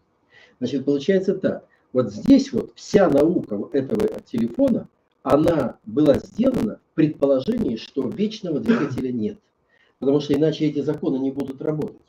Либо вечный двигатель существует, либо эти законы термодинамики правильные. И вот здесь, смотрите, вот телефон мой работает, значит, вечного двигателя нет. Потому что эти законы, они реально, вот, пожалуйста, вам телефон, они воплощены в этом телефоне. Но они не могут быть, эти законы, если существует вечный двигатель. Здесь легко как бы эту логику показать. А вот что касается перерождения, конечно, вот так наглядно это не покажешь. Да. Но вот Наша тоже, вот да. тема все-таки медитации. Да. Давайте буду организовывать вопрос. У нас есть любовь. Здравствуйте. Да. Спасибо, во-первых, за вашу лекцию, было очень интересно. У меня такой вопрос, частично уже ответили на этот вопрос, но я все равно его задам. Получается, что цель изучения медитации с научной точки зрения – это понять, как медитация влияет на мозг, как они его изменяют, улучшают, да? И, насколько я поняла из начала лекции, в том числе найти вот этот переход, то есть есть, видимо, такая гипотеза, что медитация – это та самая дверь в озарение, про которое вы говорили в начале, про ученых, да? И сейчас в том числе цель вот эту понять, как эта дверь работает к этому самому озарению, да, как она открывается для этого самого озарения. Тогда получается цель вот этих исследований понять, как работает вот этот принцип, да, открытия озарения для человечества, да, чтобы человечество могло открывать эту дверь и достигать этого озарения для улучшения, допустим, жизни на Земле, в мире этом, да, и результаты внедрить, ну, допустим, если наука приходит к этому выводу после того, как вы провели свои исследования, то что дальше? Будет внедряться эта как бы технология для всех живущих простых людей, но при этом вопрос возникает следующий. Монахи медитируют по много лет, у них какой-то там опыт, они учатся в университетах по много лет. Тогда как простому человеку адаптировать это, если вдруг такая цель будет поставлена, да, вот мне, обычному человеку, который не ушел в монастырь, который не ушел где-нибудь там медитировать отшельником, да, еще не поздно. Шучу. У каждого свой путь, конечно, да. Вы знаете, значит, ну, у меня такой прямой цели нет. Я исследователь мозга. Мне интересны вот тайны мозга. И хотя бы, если бы я понял, что происходит во время ясного света, мне никакой прагматических там целей не нужно, чтобы вот теперь мы построим технологии, чтобы туда внедряться, и таким образом быстрее делать открытия, быстрее новые технологии, новые компьютеры, новые автомобили, новый бензин, там еще чего-то еще. Понимаете, когда такая дверь откроется, мы можем оказаться в совершенно неожиданном знании. Знании о том, что нам это все ничего не нужно. Достаточно быть сострадательным для всех и достаточно, чтобы мы были комфортно относительно друг к другу, и это и больше ничего не нужно. Нам не нужны никакие ракеты, там, на дальний, путешествовать на Марс. Мы должны понять себя. Вот этот момент у нас разобран в философии, там, в книжках и так далее. Мы никак не можем обратить взор на себя. Мы вот стараемся вложить средства в путешествие к дальним планетам, там, каким-то, так сказать, военный вопрос, там, и прочее, и прочее. А мы-то сами, мы же и есть самые главные на Земле. И обратиться к себе у нас и времени нет. Вот это такие как раз вот здесь тайны, которые могут открыть важность того, что человек сам по себе уже, так сказать, такое создание, которому нужно проявить внимание, и который, если будет проявлять друг другу внимание и благожелательное внимание, то в этом и смысл будет жизни. Может так получиться, вы открываете эту дверь, и вот так вот все становится ясно. И это совершенно другая парадигма жизни на Земле. Мы уже достигли достаточно, мы пропитаем себя, видите. Ну, и, может быть, на этом можно остановиться. Но я так вам говорю, что тут можно шире трактовать. Я совсем не думаю, что вот если открыть эту дверь для того, чтобы вот, ну, тот, кто откроет, приоткроет, тот сразу станет академиком, там еще Нобелевский лауреат. Так это же такие цели не серьезные для такого важного, серьезного дела. Но вторая часть, это думаю ли я, что действительно с помощью научных таких исследований мы сможем эту дверцу приоткрыть. Ну вот я не уверен, да, вы правильно говорите, аргументацию правильно говорите. Есть монахи, которые посвящают этому всю жизнь. И они так или иначе бывают в этом. Но значит ли они, что они становятся более информированным о том, какие там, так сказать, физические законы там, и так далее. Они становятся им становится более понятным, для чего они живут. А что нам еще нужно? Ну, в общем, тут какая-то вот такая вот, нужно немножко шире видимо, посмотреть. Согласна, что все великие люди, творческие, Иисус Христос, Мухаммед, они тоже входили в медитацию. Это я не могу знать. Это, вы знаете, это можно только... Не вопросы к Открывается. Ну, это нужно вот просто вот как... Открывается только в таком состоянии. Смотрите, это нужно вопрос вот тем, вот буддистам надо задать. Давайте такой вот, вопрос. не относящийся к сегодняшней лекции, Да. теме, Это всё но можно просто после лекции сегодняшняя лекция. улучшить время и Надо задать в вопрос. буддистской теории задать этот вопрос. Александр Яковлевич, можно на правах соорганизатора мероприятия фонд Сяханкель? Я вам рассказывала, мы занимаемся возрождением, развитием калмыцкого языка, который сейчас умирающий, да, язык считается. И вот вы как раз начали, вот, по-моему, со слайда про язык, что зная еще один язык, мы приоткрываем вот эту, еще одну модель, как соприкасаемся с еще одной нейрофизиологической моделью. Может, я сейчас не очень верно Два говорю. языка – это два мира. Да. Если мы знаем два хотелось языка, мы богаче. Да, вот хотелось бы из ваших уст, чтобы услышали наши молодежь, наша калмыцкая, наши дети, да, которые не очень понимают, зачем им учить свой родной язык. Да, и вот очень хотелось бы мнение нейрофизиолога, насколько это важно. Да, ну вы видите, мы уже эту логику немножко там уже проговорили, о том, что язык, он впитывает наш мир, он организует наш мир. Причем в зависимости от того, где человек живет, какая там природа, какие отношения. Вот этот язык подчеркивает особенности его мира. И языков же много не случайно, просто так, потому что люди осваивают те миры, где они живут. И поэтому язык, он впитал особенности этого мира.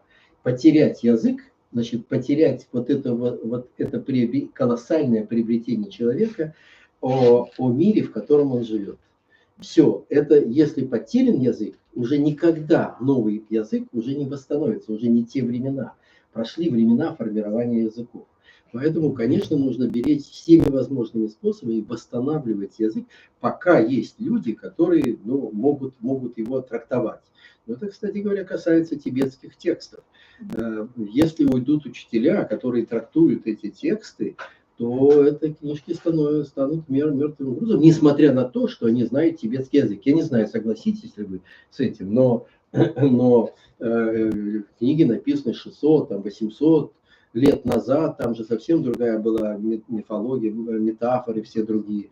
Поэтому вот должны люди, носители, которые понимают этот язык. Это с вами абсолютно согласен. Ну и тем более такие языки современные, калмыцкий язык, современный язык. Дорогие друзья, давайте еще 2 вопроса и будем заканчивать. Так что давайте. Вот у нас Да. Ваши фотографии, вы, я не знаю, фотографии, другой человек в жизни. Фотографии очень сильно как будто изменились. Но я не думаю, что это связано там, с возрастом или там, с весом, как обычно бывает. У меня вопрос к вам. Как вы изменились сами? Что у вас внутри изменилось за время? Мне кажется, да, я меняюсь потихонечку. Хотя я не буддист. Да. Что именно? Вы знаете, более понимающее отношение. Ну, вы знаете, это нельзя утверждать, потому что, может быть, с возрастом так меняются люди, становятся более терпимыми, более эмпатичными. Я вообще-то больше сейчас сопереживаю. Причем людям, которые особенно ко мне не имеют отношения, и вообще, может быть, я их не знаю. Но ситуация, допустим, такая, что да, я чувствую, что это ответ такой. Поэтому я не знаю почему. Может быть, это так, может быть, в общем-то, я довольно, уже часто бываю в тибетских монастырях, общаюсь как-то, вдумываюсь в это дело. Может быть, это влияет. Но, по идее, оно должно влиять. Мы просто исходно, наш фон очень агрессивный. Поэтому здесь вот достаточно маленького такого воздействия, чтобы мы немножко пришли в себя. Но в отношении себя я не знаю, с чем это связано. Я и говорю, что, может быть, это связано с возрастом. Еще последний вопрос, дорогие друзья. Александр Яковлевич, скажите, пожалуйста, все ли люди способны к эмпатии? Вот это вопрос от перерождения. Вот Нет, я когда все. задумаюсь... Природа человека, Нет, природа человека, вот именно человеческого существа, она нацелена, она гуманистическая, поэтому так говорят. Но дело в том, что если вот исповедовать, что мы все-таки продукты эволюции, в нас сильно звериное начало, и мы должны его побороть. Звериное, но зверей, я не имею в виду злостное какое-то, но, значит, потому что звери живут совсем в другом мире. Им, чтобы выжить, нужно быть агрессивным, но человеку это уже не нужно. И поэтому вот он может осознанно это как-то менять. Ну вот мы вот как раз вот... вообще не хотят. Ну это вот вопрос... Еще один последний вопрос вот у нас. Да, хорошо. Меня интересует такой вопрос. Во время своих экспедиций в тибетские монастыри вы исследовали монахов в период сна. То есть я слышал, что есть такая практика у монахов тибетских, когда они, находясь во сне, выходят из сна, но при этом не пробуждаясь, и могут контролировать свой сон, направлять его куда-то. Далай-лама нам тоже рекомендовал, значит, изучать сон, но мы к этому еще не подошли. Да, это, все-таки, видите, это на все рук не хватает, да. Ну вот мы обсуждаем это. Вы правы. Что? Устройство действуется, это же, по-моему... Это те же самые технологии. Нет, это нет проблем. Это мы владеем самыми современными технологиями. И техникой, и алгоритмами обработки, анализа, все. Тут вот как бы все у нас есть. Я в этом плане подумал о том, что было бы интересно увидеть монаха в МРТ-приборе во время щелчков, когда он спит и изучается его сон. Это, наверное, будет очень интересный опыт для всех. И, кстати, по поводу щелчков, есть же и практики медитации на звуки, в том числе и на неприятные звуки, на негативные проявления. То есть высокий практик, он наоборот, как бы это будет способствовать. Ну да, как бы я не практикую, поэтому но мне это говорят, да. Ну вот у нас вот были 3 монаха, вот они постепенно, да, привыкают к этому делу, хотя изначально, все-таки будучи монахами и достаточно высокими практиками, мне говорили, это невозможно. Но отвечая на ваш вопрос. Спасибо за большой интерес. Спасибо большое за эту прекрасную лекцию, за это прекрасное общения. Нам всем было очень интересно. Я могу сказать, что не только люди, которые находятся сейчас здесь, в этом зале, вас слушали, но и большое количество людей в онлайне. Да, здорово. Так что здорово, что это получилось. И для такой торжественной части я бы хотел попросить Айсу от нас всех в качестве благодарности вручить наши подарки. Вот, Айса, прошу. Да. Мы вот думали, что вам подарить. Большое У нас есть спасибо, да.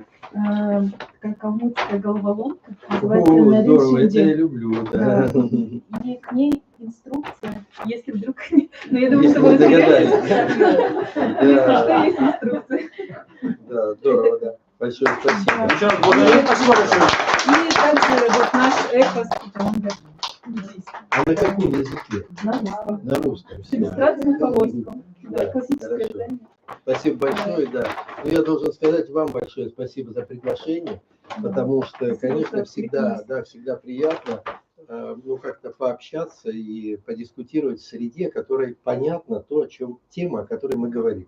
Это не праздные люди, это там другое совсем общение и даже нет общения. А здесь вот очень приятно. Всем большое спасибо. Все, я вижу, внимательно все слушали, да, и это для меня очень большое такое, как медитацию прошел. И мы тоже взаимно. Спасибо. Всем спасибо. Всем, что пришли. Внизу у нас кулер, кофе, чай, печеньки. Всё. Спасибо. Я Так вот что смотрел, вы всем приглашаем видели? для всех, да. Я забыл, что персонал. Ну, нормально. Лаура, можно вас? Да. Спасибо вам за ваши вопросы. Спасибо. Да. Я слушала монахов, и они как раз и медитировали. Мне большой надо, потому что, получая то, они наоборот будут стремиться творить черное. Вот надо. Я посмотрел на это видео, Да. думал, там ожидает. Вы правы. Нет, я об этом думаю. Да. Да. Потому То, что что сверлится, и Да. то, что я думаю, если не все одинаковые, значит, у нас есть